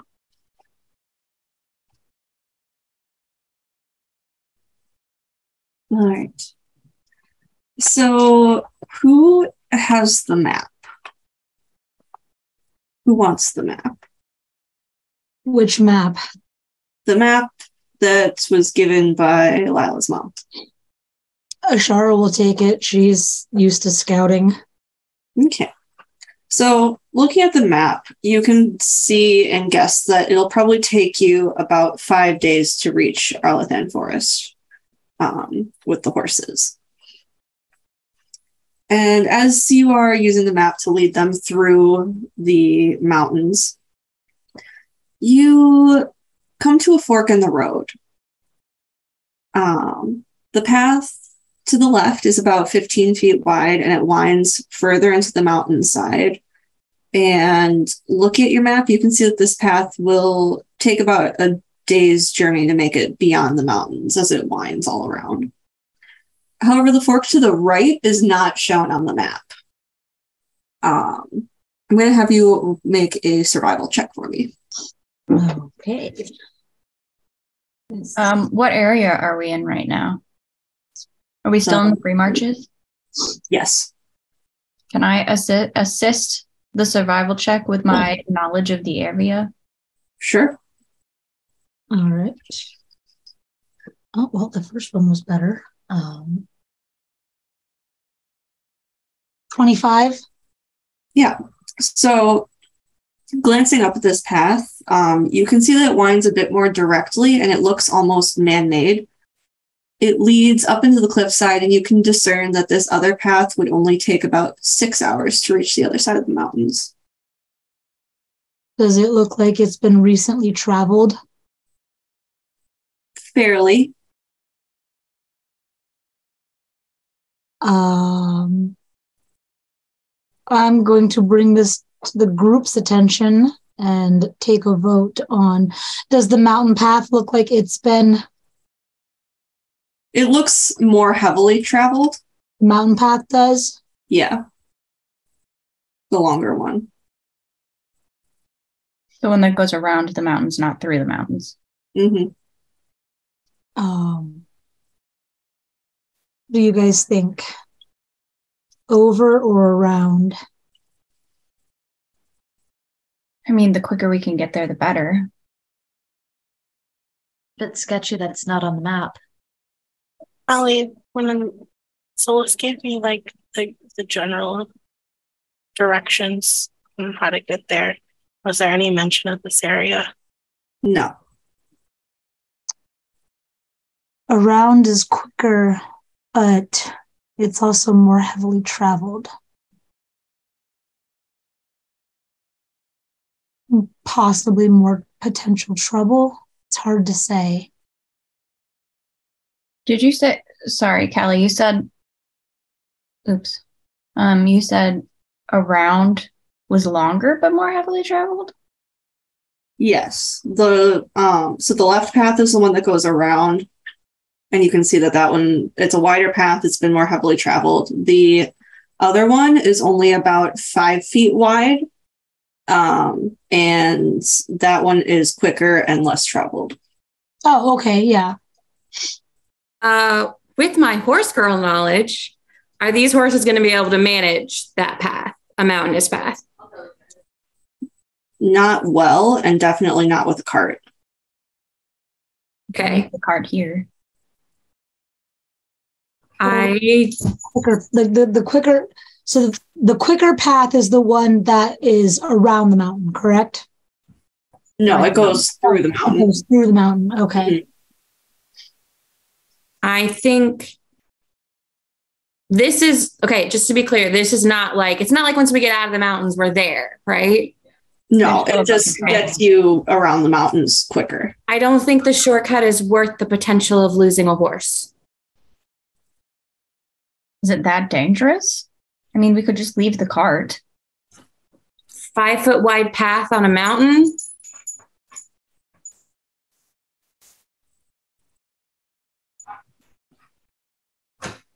Something falls on you, you're off. I just don't know what's up on this path. It's not on the map. It doesn't look like it's traveled very often. Probably because people can't take carts or things like that on it. I think given that we have plenty of the journey left after this, I don't think the time saved is worth the danger.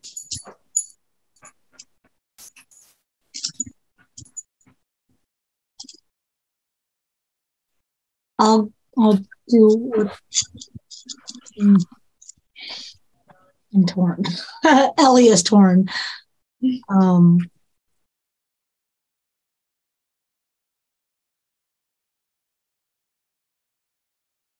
I think in Ashara's mind, while like we're discussing this, she's just gonna kind of a brief prayer, like, you know, to Andrel of all people, if you're listening, she's gonna be like, if you're listening, you know, you're supposed to be the goddess of the hunt and tracking and whatnot. Why not lend your assistance now? Prove that you're worth following. Give me a sign. She doesn't expect any answers. She's just, you know, while everyone debates, just sort of like throwing it out there like fucking bitch. Mm-hmm. Prove that you're worth following. Let me see.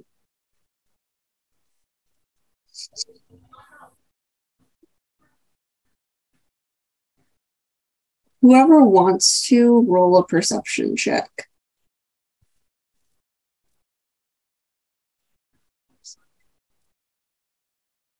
It's a 19. 25. Mine's a 15. I did roll a 4, but that's a 15. Dang. So Asira's just looking up at this and just like, yeah, that's a path. That sure is a road, you guys. Anyone who got 20 or higher, halfway up, you do notice that there is a cave along the path. And the path kind of like zigzags up, kind of backtracking before it gets up to the top, but halfway up is the cave. Hmm.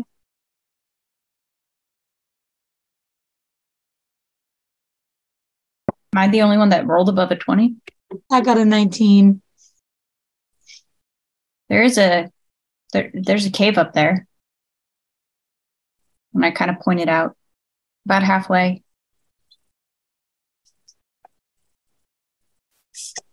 Is it worth it for me to quickly scout?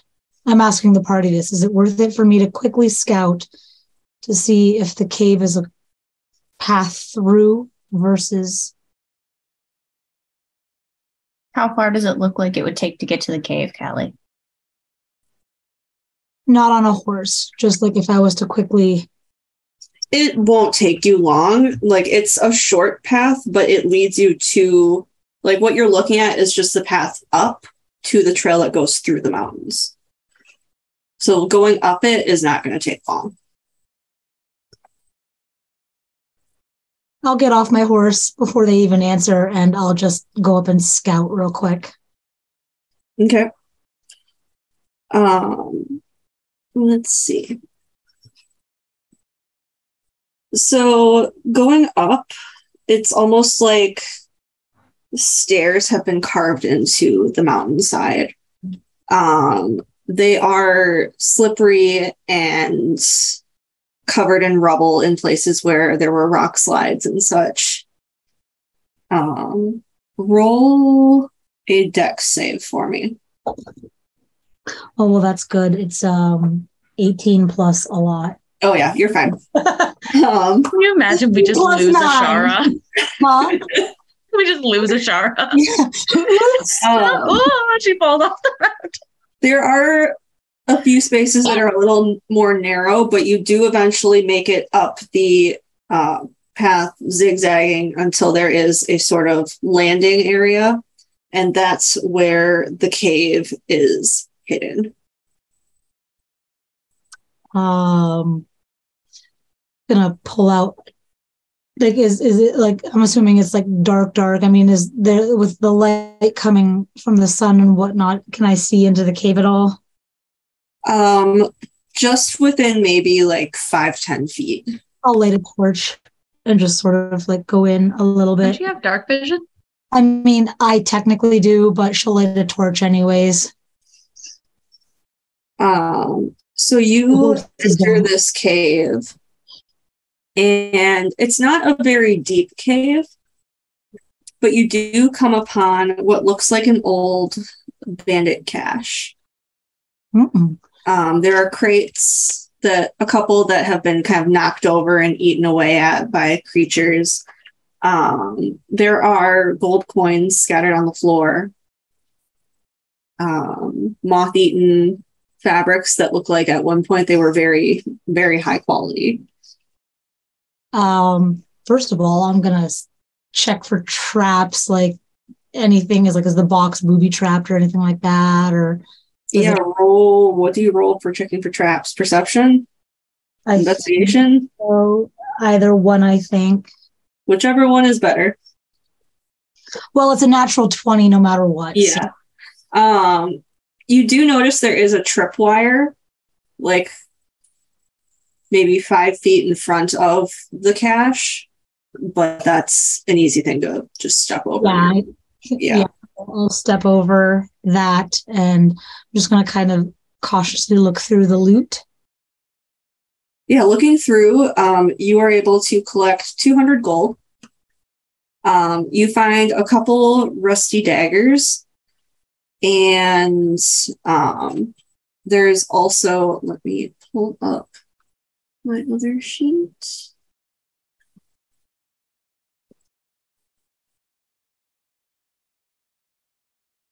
Oh boy, there we go. You find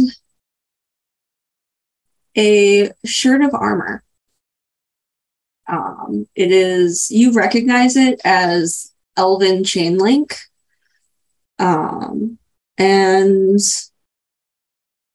just for stat purposes, you gain a +1 bonus to AC while you wear this, and you are considered proficient with this armor, even if you lack proficiency in medium armor. Oh.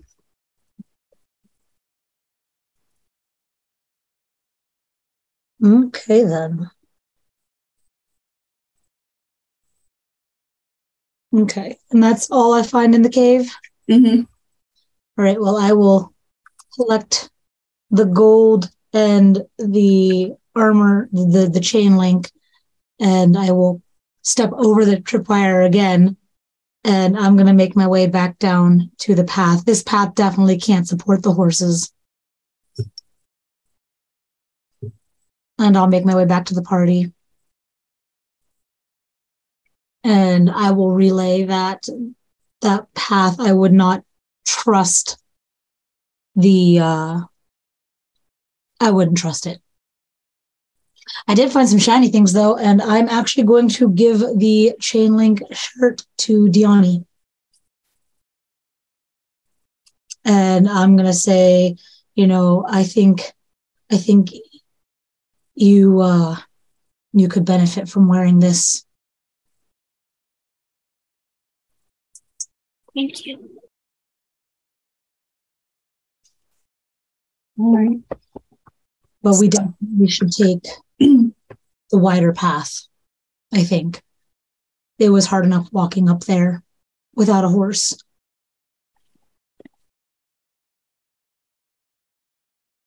Fine. Let's go then. All right. Seb, I'll update your sheet later for you. Because I don't remember if it was a legit D&D item or not, so I'll putz with it and find out. But you all continue through the mountain. It takes you a full day to get around the mountains. But it opens up to a forested path. But looking around, these trees look way too young to be Arlathan. You're still too far south. Bree, what'd you have? So while we're traveling, I did want to be looking for ironbark. That's it. Okay. Well, you are now in an area where you could potentially find ironbark. I'd like to find some.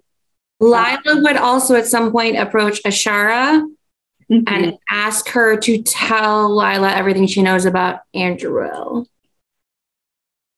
And Ashara will do that. Okay. Let's see. As you continue to travel further and further through this forested path, you notice that the trees, after a couple days of travel, begin to grow taller, older, more gnarled. The branches above you are so dense that they almost completely block out the sky, with only small streams of sunlight managing to break through the leaves. Mages, you can feel the low thrumming of magic beneath your feet as you walk.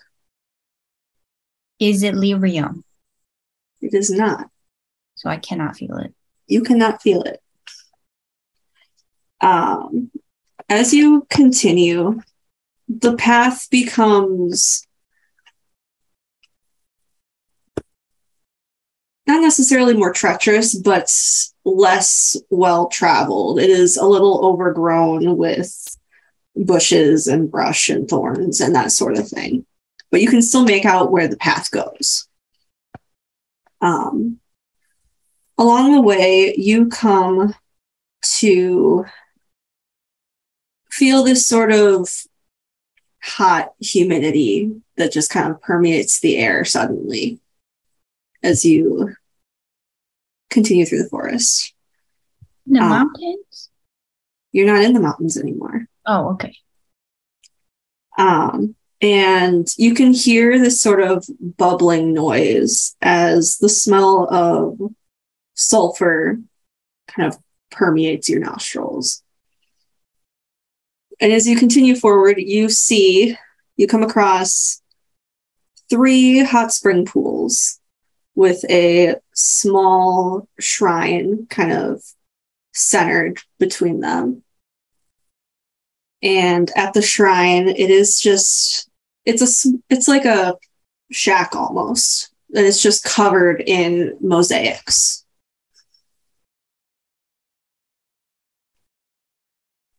What are the mosaics of? Well, the mosaics depict 3 golden dragons. And as you kind of make your way around, you can see that it tells a sort of story of the 3 dragons. It's the 3 dragons, and then you see as they're all spewing fire at first. And then the next scene, only 2 of them are. And the next scene, none of them are. You see in the next one that they step into the 3 pools that you see before you. And as they're bathing, you watch as in the next one, the gold just falls from their scales into the water of these pools. And they become stark white. And as they step out of the pools, you see that they're now breathing frost. Would like to throw a rock in the pool. You throw a rock in the pool and nothing happens other than this gold shimmering kind of spreading with the ripples of the water. Does the water look normal? Other than the gold. I would like to take my dagger that I don't use and dip the blade in and hold it for a moment and then take it out. There is no change other than it is now a gold-plated dagger. I'm sorry, what? It is now a gold-plated dagger. A little bit of a change. I hold my hand over the water. Like, how hot does it feel? Is it like a hot spring that a person? It feels like a tolerable temperature, not anything that's going to like boil you. I just look at everyone and I'm like, fuck it. I put my hand in it. I was just about to ask who wants to change their skill path. I put my hand in one of the hot springs and swirl the water around a little bit and then pull my hand back out. You pull your hand out and it is just covered in this gold dust. Before, as you watch for a moment before the gold just kind of like seeps into your skin. Do I feel anything? Just like a zap of magic at your fingertips. Can I examine my blade that's now covered in gold? I mean, I'm not a jeweler, but like obviously as a noble, I've seen real gold and handled real gold things before. I don't think I'm gonna like bite it, but like, can I like examine it and touch it and see if it's gold or gold colored? Roll investigation.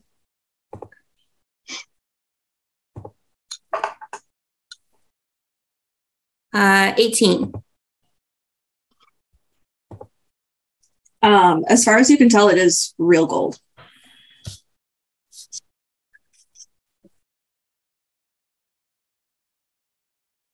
So she's gonna turn to the party and go, yeah, this seems to be actual gold. And then she kind of turns and looks at Ashara's hand. Although actual gold usually doesn't get sucked into your body. I'm going to go back to the shack and just study the mosaics a little bit more. Is there like anything else on them inside the shrine? Inside the shrine is a statue of the 3 dragons. Their feet are still gold and it kind of like fades up to kind of their waist before turning white. Mm-hmm. And across it, you can see written in Elvhen, actually, in Dalish. It reads, what does it read?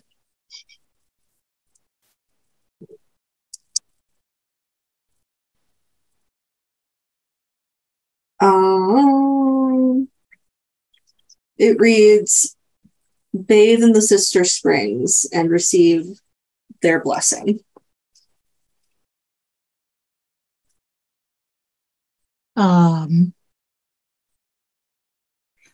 While Ashara's gone in there, Lila would have turned to Gianni and asked, I have some idea of how the Kunari view dragons, but what do elves think of dragons? Is this a part of some kind of, are there any myths, legends, gods?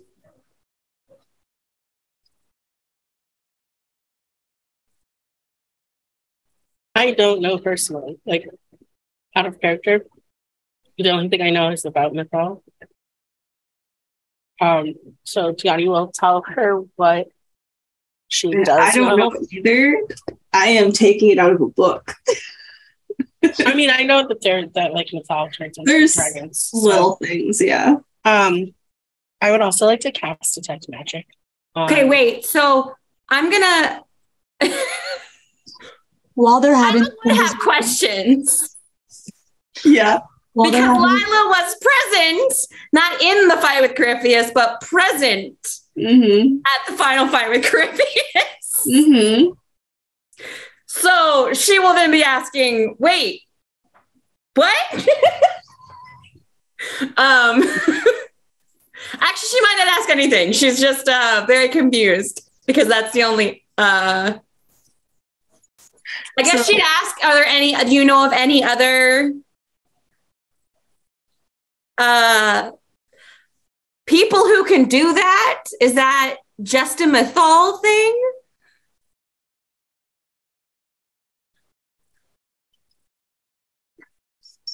Also, quick question, did our Inquisitor bathe in the pool? I think she did. Or did Morgan? So she did. I think she did.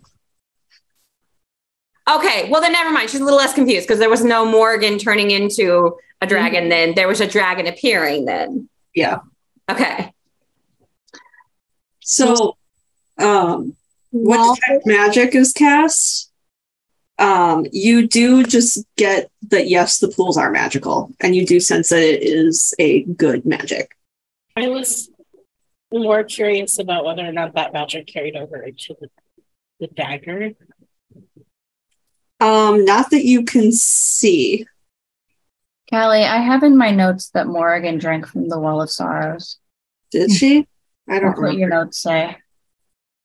I'll check my notes later. It's not super important. Okay. Ellie. So, Ashara is going to, she's going to take off her hawk carving necklace because she's going to leave it as an offering to the shrine because she figures, you should probably leave behind something important. And then she is going to shrug out of her coat and she's just going to walk and step right into the hot spring because she figures, well, fuck it. Might as well find out firsthand what's going on here. And zero regrets, jumps in. All right. Roll a d8 for me. Oh, boy. Okay. Out of curiosity, do any characters here, would any characters here know about dragons? Because I know about lore. I rolled a 4. I know about lore that I could tell people, but I don't know if anyone would, except I don't think anyone whatever Asira would know from the Cune. And I think Lila knows a little bit from Asira and a little bit from Bull wildly talking after their dragon hunting, but that's really it. Yeah. So you got a 4? Yes. Okay. So you step into the waters and you feel this rush of magic wash over you. The gold seeps into your skin and you get that doesn't work. There we go. You get 16 temporary hit points. Okay. That last for 3 days.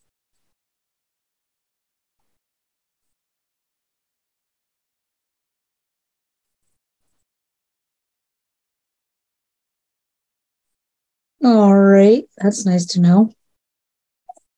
So obviously she'll come back out and, she'll push herself out and shake as much water off as possible. And they're like, I lived. We're not dangerous. And you just feel invigorated from these waters. And she'll be like, I feel You have great. so much energy. Clay is pulling little chunks of metal out of his bag, like little things that he's been working on, or like chainmails and stuff like that. And he's just slowly dipping them in the water and then pulling them out gold. And it's continuing to do that. It's like, this will make a great alloy. That's great. Good. But if he like dips his hands in the water, does anything happen to him? Is it three? Not if it's just your hands. Three separate springs, or is it like one hot spring? It's 3 separate. I'm gonna continue the experiment. I will slide into. Knowing that the magic is good, I would like to stick my staff in and see what you can swirl it around for a second, and then I would just The base of your staff is now coated in gold. If I would like to use, I'm assuming you have like water skins. If I pour some on my knife, does the gold start to wash off? No. Okay. Your water skin is now gold, though.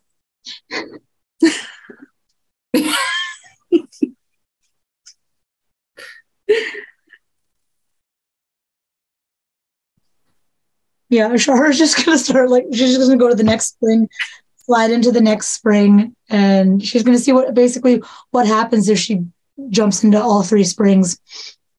She's all experiment time. You don't feel any different after the first spring. Okay. You still do have lots of energy, though. Yeah. I think Lila's going to kind of be like staring at her knife, looking at kind of the mosaics and the templeness of all of it, and walk over to Clay, who I'm assuming is still playing with it, and kind of turn and hand her dagger to him, like hand the handle to him, and just say, I don't think this is for me. And hand it to him and just kind of go back to where the horses are and just be waiting. I mean, the water's safe. I feel fine. I feel great. I believe you. I don't think... She kind of just like gestures and is like, I don't think this is for me. And she's just going to walk off. Ashara will dry off bring as much water out of her underclothing as she can before putting the rest of her clothes back on.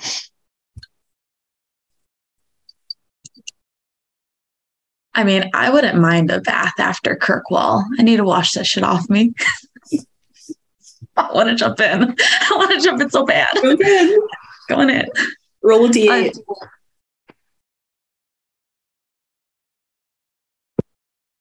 Five. So I don't think that was a D8. you jump into the pool. I am hearing myself on someone else's camera all of a sudden. Okay. So you jump into this pool and you just feel very strong all of a sudden. Very strong, and like you could dodge things so well. I'm super fast. You now have 1d4 added to all of attack rolls and saving throws for the next 3 days. 1d4? Yep. Bronwyn just kind of like kneels down by the edge of the pool where Clay is and is just like staring at him and is just like, how do you feel? You said attack rolls and what? Saving throws. Got it.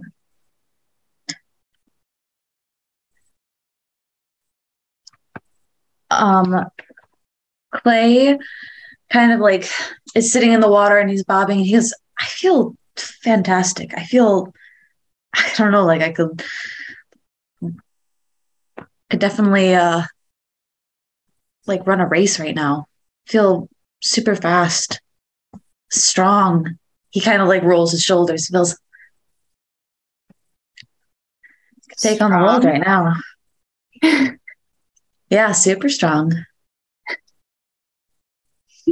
Interesting. Want me to prove it? Could throw you around.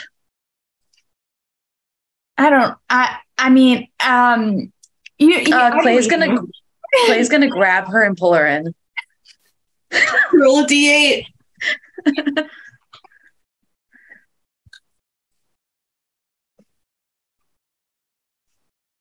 She was like kind of avoiding doing this, but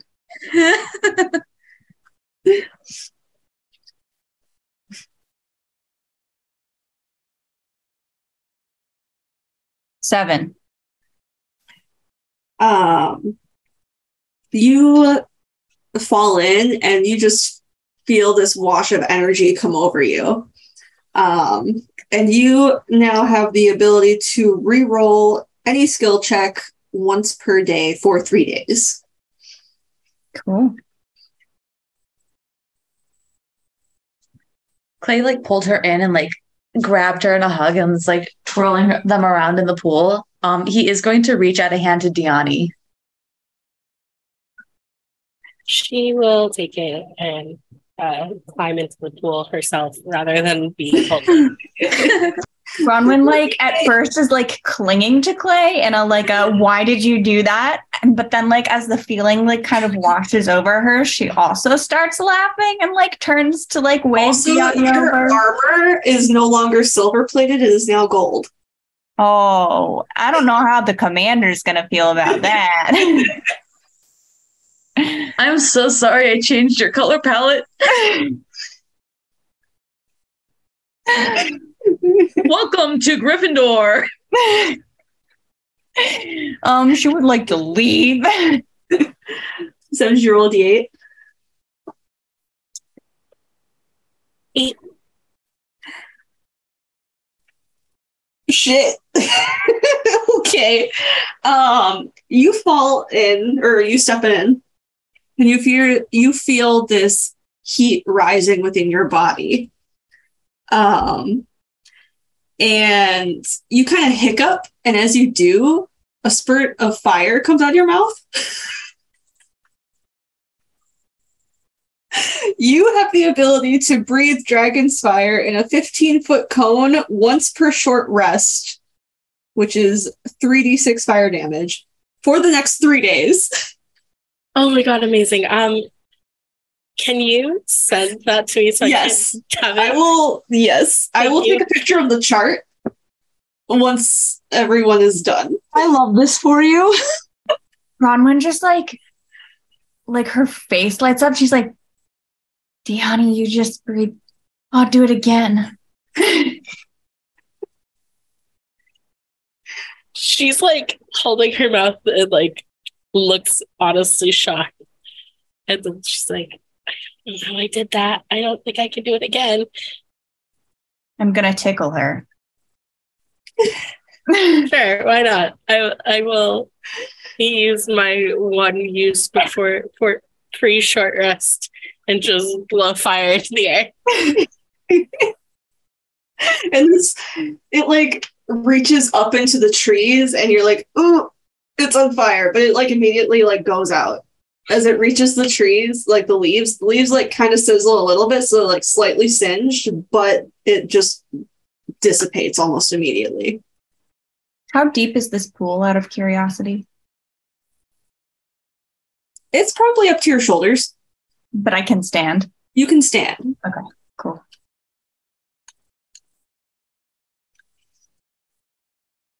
Would anyone else like to step into the pool? There's only 2 of you left. Come on. I'm so tempted, but I'm not sure Asira is. Someone could pull her in. Bronwyn is definitely not paying attention to Asira at all. Sorry about it. she's in a pool with her boyfriend and girlfriend. She's Ashara will speak up to both Lila and Asira and be like, "Are you sure you don't want a bath real quick? It's been a while, and the springs are really nice." And Diani just breathed fire. yeah, Diani just breathed fire, so it can't hurt. Like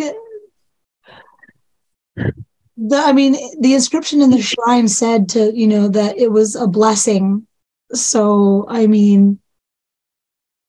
It's not bad magic. yeah. And we're going into some shit we don't know, so every little bit helps.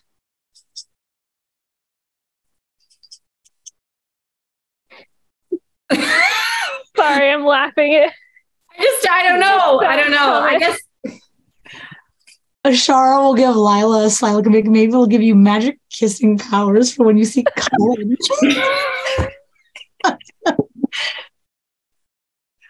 she just like turns and points and goes, "I hate you." But she takes off her armor and heads over. I'll get in. Roll a d8. I think with all the elves telling her, like, "Come on in, the water's fine," she feels like she's not being...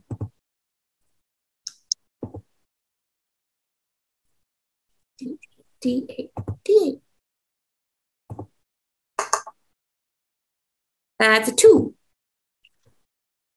So you get in and you just feel like your body is vibrating. Oh, good. You now have an increased speed of 10 feet. So add 10 feet to your speed for 3 days. Okay. All right, so if Lila's getting in, Asira's going to get in then. Roll a d8. I love that everyone has rolled a different number. 3. A 3? Nice. So you step in and you feel like a second layer has formed on your skin. Like when the gold seeped in, like it formed a new layer underneath it. And you now have +1 to your AC for 3 days. Hell yeah. Can't believe you all rolled different things. Nice. Hell yeah. That was very fun.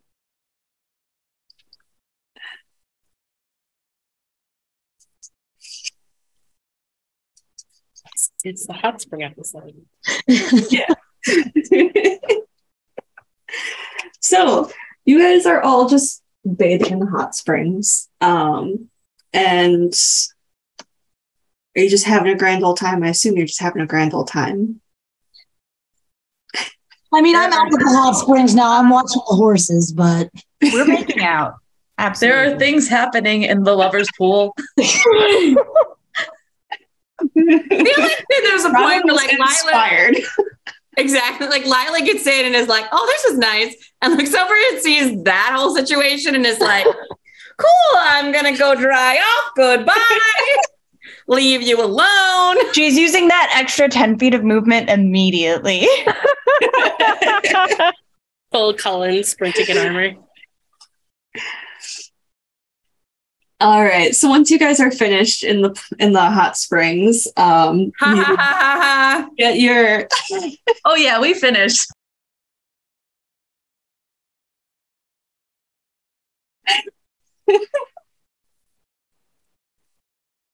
okay.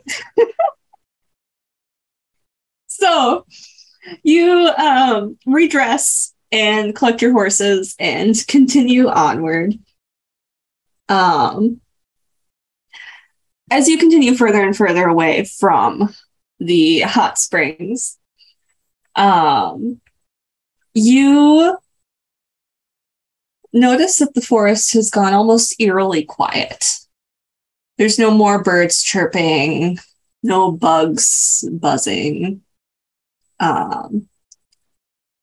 And the sun begins to set beyond the trees, darkness washing over the forest.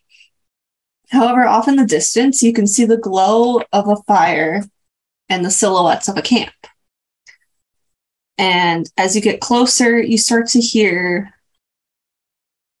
low rhythmic drumming. And as you continue forward, you realize that music is playing. What kind of music?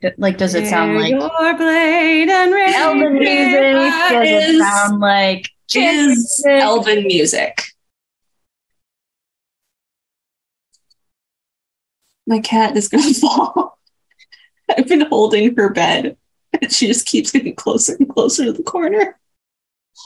Do we?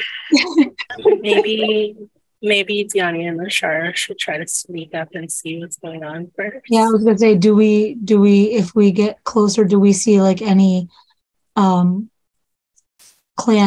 markings, like as to whose clan this is, or? You see actually many different clan markings.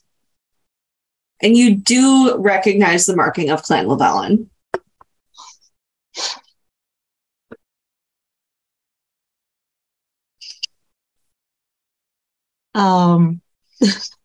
Despite the temptation that Ashara has to just go running in, obviously she's not going to. She wants them to see that they're approaching, but she's definitely not going to hide the fact that she's an elf.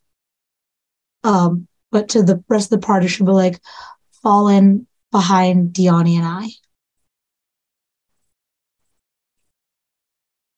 I am imagining Sarah trying to hide behind these two, and it's very funny. I'm going to start scanning like the trees and whatnot for scouts/guards. I'm imagining that they've got people watching. You do notice that there are some, and they're not trying to hide as they're up in the trees watching you. I'm just going to kind of like wave to one, like, and just to like yes, we are here. We're not sneaking in. I don't want them to think we're thieves. Mm-hmm. As you come across the camp, you see there are several large campfires throughout this ginormous camp. You just see tents everywhere, and people are playing music and dancing around the fires and just having a good time. And you do notice that there are several different clan banners all over. Ashara, you see someone charging at you. Is it Ashan? It is, and he tackles you to the ground. I just immediately hug him, and yeah. So he tackles you to the ground, and he's just like, holy shit, you're here. I'm here. You guys are here. Yeah, everyone's here. It's been kind of cool, actually. It did. She starts to like stammer, but then like when he says everyone's here, she is actually gonna like roll away from him, and she's literally just gonna charge into the camp. She's looking for her mom and her dad. You're running through camp, and the way that the camp is kind of set up is mostly by clan. You can tell because their tents are also different colors. And you're running, searching. You run towards the Llewellyn flag banner. And as you're searching frantically, you hear someone call out your name. And as you turn around, you see your father. I just immediately run and throw my arms around him. He meets you and just twirls you around. She's just like, you're safe, and she's starting to cry. He's actually crying as well, as he's just holding you tightly. And he says, what are you doing here? Like, how did you find us? Did he come to you too? Yeah, I mean, and she'll pull back, and like obviously she doesn't have her Valicine anymore. And he doesn't either. Yeah, and she's going to be like, he found you too. It took some convincing, but we're here, and for once I feel safe. She's just crying. Like she's not even like speaking anymore. She's just like that's her biggest fear. And he is just holding you, and he calls out Asira. Is that how you say her name? I know it's going to be confusing because you gave her a name very similar to Asira. Yeah. Honestly, you know what, Ellen? I don't remember if I have it written down or not. You did. I found them specifically for today. Yeah, I meant on my sheet. How is it spelled? Asira with an I.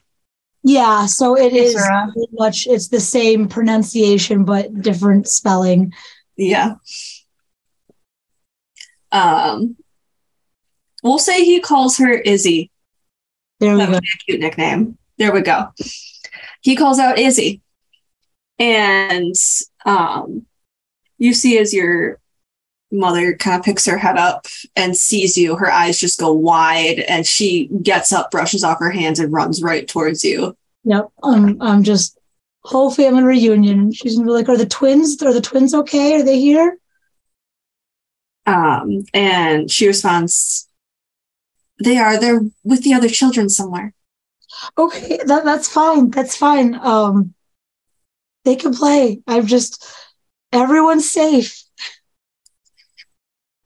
We are safe, aren't we? And you're here?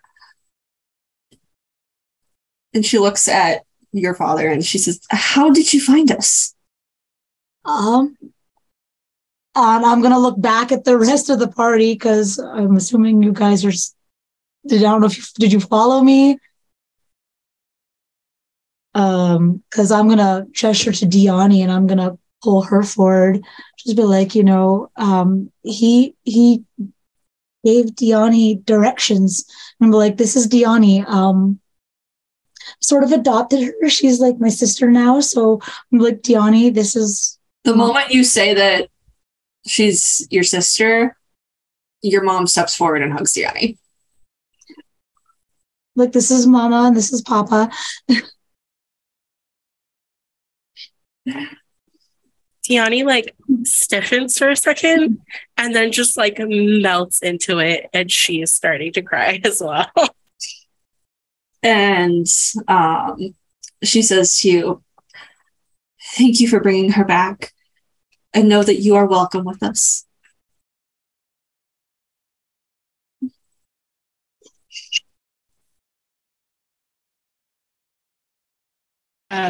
She is at a loss for words. She just kind of nods and smiles and steps back so that Ashara can get back to her. Actually, out of character, Diani, your people, like the few that you had, they're supposed to be here too, right? Tiani has definitely been like craning her head, looking around as they followed Ashara. Ashara is going to, turn to her parents and be like, there were a couple of Diani's friends who were on their way to you to talk to you. Did Ashan guide you here, or to talk? Were there other Dalish who came to you? Well, Ashan brought us halfway, but we met Haria along the way as well. She should be here somewhere. Oh, there. And she points over to where the Tavris banner is. Tiani whips around, stares for a second, and then just takes off. And as you're running through the crowds of dancing people, you see just two blue tents by the banner.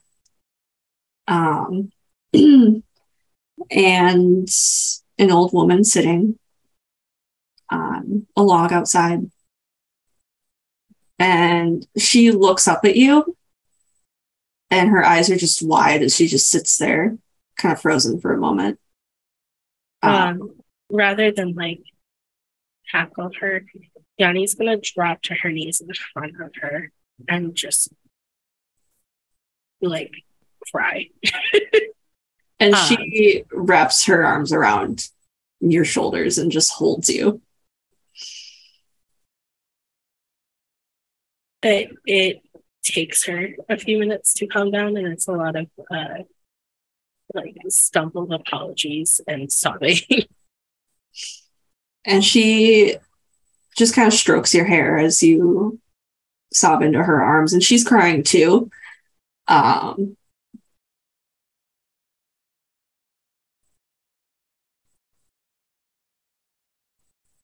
We didn't think you were. We thought. How are you here?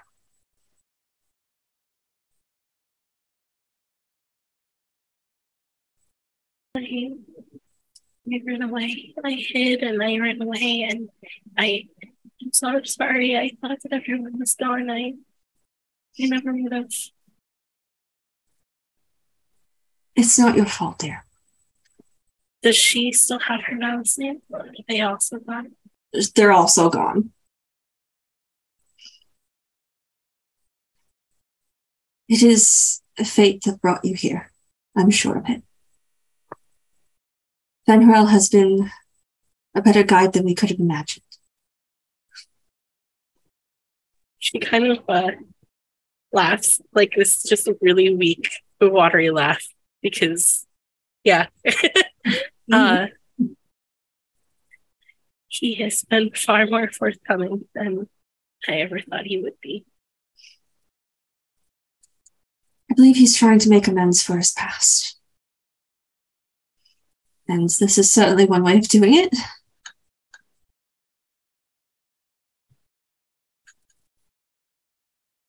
How are you, Dylan?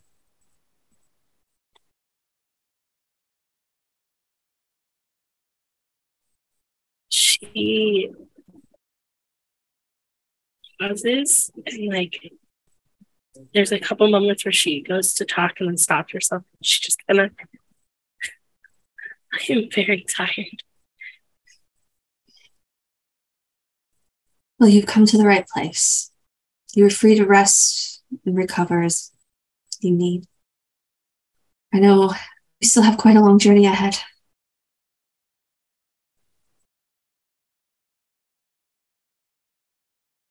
I don't know if we'll be traveling with you or not, but I will make it back to you. I believe that. I'm sure your tasks are far different than ours. Aiden Thayer is off with the group right now, hoping to recruit some more. She immediately tears up again and like has gone pink across her cheeks. He told me he spoke to you. Briefly, once, in a dream, I guess. Your magic is becoming stronger then. I'm trying. There are people that I would like you to meet if you have a moment. I will always have a moment for you, Dylan.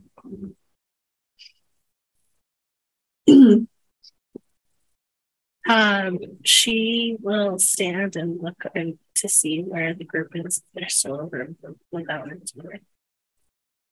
The rest of you, you're standing there with Ashan, and he is just talking nonstop. It's just a word vomit. I was gonna say, as this was happening, like before we even got to Diani's stuff, Bronwyn would have taken Ashan aside. Yeah. And just absolutely vomited out everything that's happened with Valentin and how he's missing and how she doesn't know if he's dead or alive. And she's just like sobbing and she's like holding his arm and she's just like, and he's like biting his lip, desperately trying not to cry as he's listening and also watching you cry. And like his hands are shaking as he's like gripping onto yours. And he says, we have to find him. We have to get back. I gotta find out how to get back. Shit. Do you know how to get to the Fade? I don't even know if I don't think he's in the Fade. He didn't look like he was in the Fade. I don't know the things that were chasing him. Left. I shouldn't have left him there alone. Oh my God, what have I done? I could have gone back. I don't know how to get back, but I don't know how to find him. Find out how to go get back. to Arlathan, so we're going to Arlathan, and I don't know what to do. He told you to go to Arlathan? He told us to go to Arlathan Forest, so that's where we're going. But I don't know if he's going to be there or if he just wanted us to go there for a different thing. And I don't know what I'm supposed to do. I don't know how to find him. The mirror's broken, so I can't talk to him. The mirror's broken? The mirror's broken. He called me, and then it shattered. And Diani was able to put it back together, but the magic is gone. And so I don't know how to talk to Dirthaman and be like, hey, can you fix this mirror so I can call your brother that you don't give a shit about, but is like really important to me? We're fucked. We're fucked. I don't know what to, I don't know. Like, I don't know if he's alive.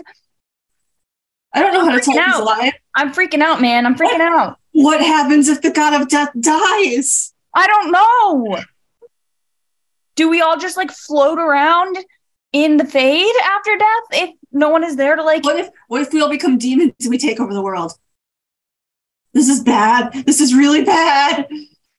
Bronwyn's just like, oh my God, I didn't even think of that. Can I ask questions? Yes. So I would assume Asira and Lila have been hanging back because, like, woof. You're just standing there Full Inquisition armor and Kunari. What is the vibe? Like, what looks are we getting? You're just kind of getting like, oh shit, look, it's a human. Same with Clay, like, oh shit, it's another human. What the fuck is that?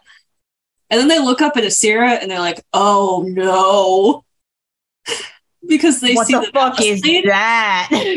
They're not even like really looking at Asira, they're just looking at the Valisline on her face. They're like, oh, someone fucked up. But otherwise, they're all very nonchalant. They don't really pay you any mind. I will say that, like, while Bronwyn and Ashan are, and Ashara is sort of like one ear to their panicking and whatnot, but she will be introducing, like, she'll be explaining, like, this is Clay, this is Lila, this is Asira, and whatnot, trying to be like, they are friends, they're with them, they're friends, they've, and she will basically sort of give the general download of everything that's been going on, because the letters that she has sent have been very sparse. Just, hey, I am still alive. I promise. Shit's really weird right now, but I am alive.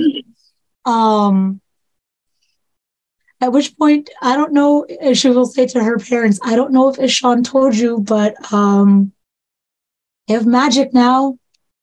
That's a thing. And they just kind of share a look. And your father steps in and says, we always kind of thought you'd be a late bloomer. She literally just throws her hands up in the air and like walks away a few steps. Like, you can tell that she's trying so hard not to scream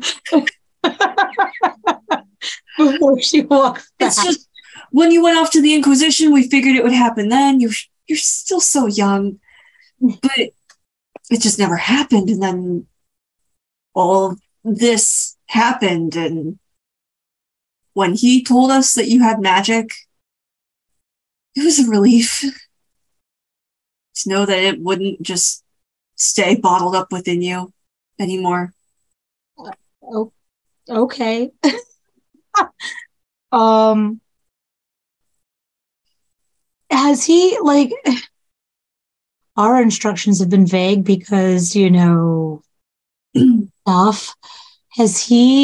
What has he told you? Like, what is everyone being gathered here just to stay safe, to stay out of the way while shit goes down? Is he gathering you here for more than just safety? As far as we know, for now, it's just to keep us safe. But he has said he will need to call upon us one day to be his army. And you're okay with that? She's speaking in Dalish, by the way. Yeah, like this conversation is not happening in common. I think I'm all right with it. Your mother will stay behind to help care for the children. But all of our able-bodied warriors will be going into battle at his call. There is you can see relief on her face, like worry, obviously, because it's her dad going off into war potentially, but relief that he is down with this, that he's not being coerced.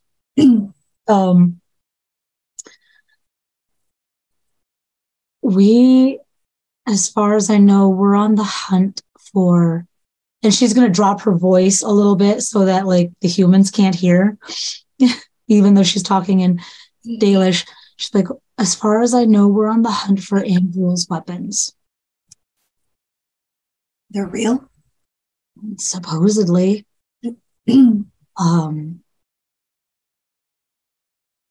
The humans want to destroy them, but I'm not sure we should.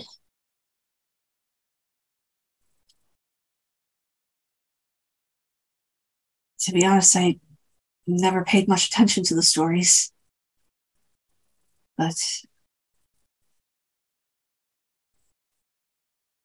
there has to be someone here who knows more. I certainly don't think that we should give them back to her, obviously. No. But those are relics of the people, and I think they belong to the people. Okay, so I'm not alone in that thought. That's a relief. Well, you're my kid. Well, yeah, but I mean, I have spent a lot of time with the humans and in the Inquisition, which, shit, out of character. What's our Inquisitor's name? Is Alana? Alana is very worried. She they obviously everyone left, and I know that she's surrounded by humans, so it's maybe not as safe to say where you are. But do you think there will be any problem if we send her a message just saying that you guys are safe? I think that would be wise so that she doesn't worry. Yeah. She's got a lot on her plate right now. Inquisition soldiers are coming to the forest. I don't know where. They don't have the same map that we do. But I don't think they're going to be too keen on an army showing up here.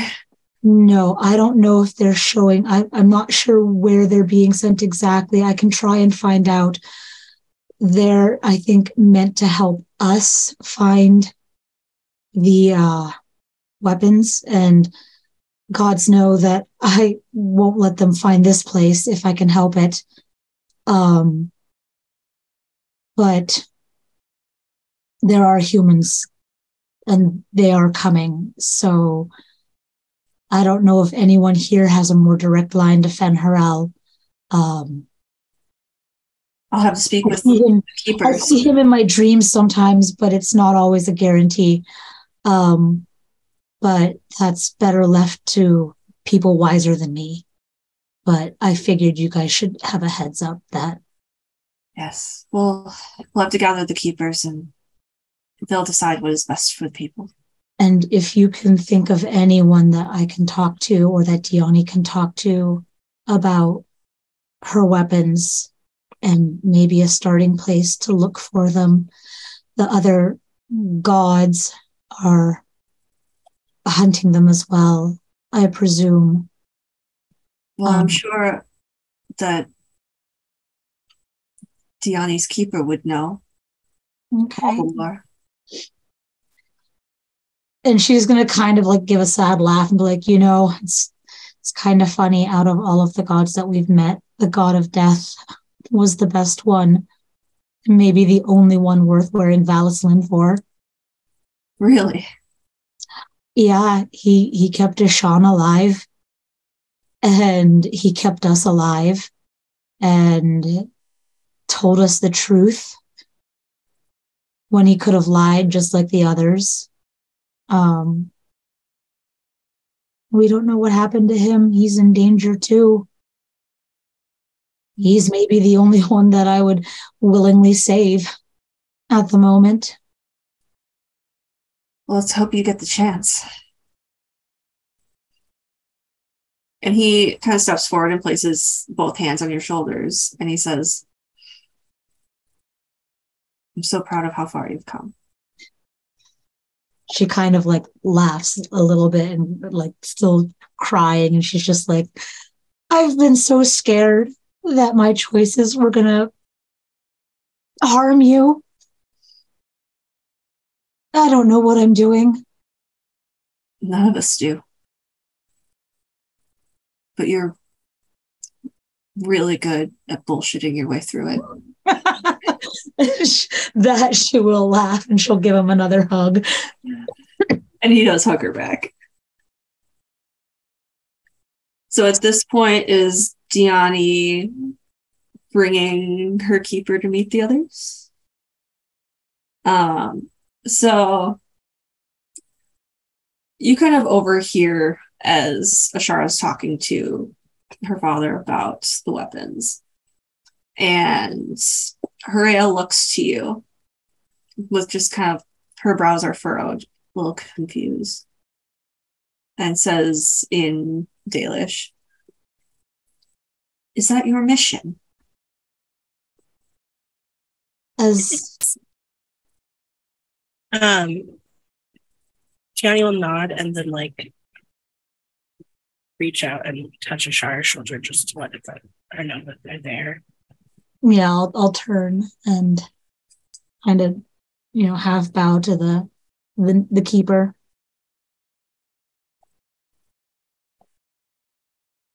Well, that is quite the dangerous task you have for you. And she switches to common and kind of raises her voice enough that she can address all of you. And she says, come. There are things you must know. And she leads you all back towards her tent. And that's where we're going to leave for tonight.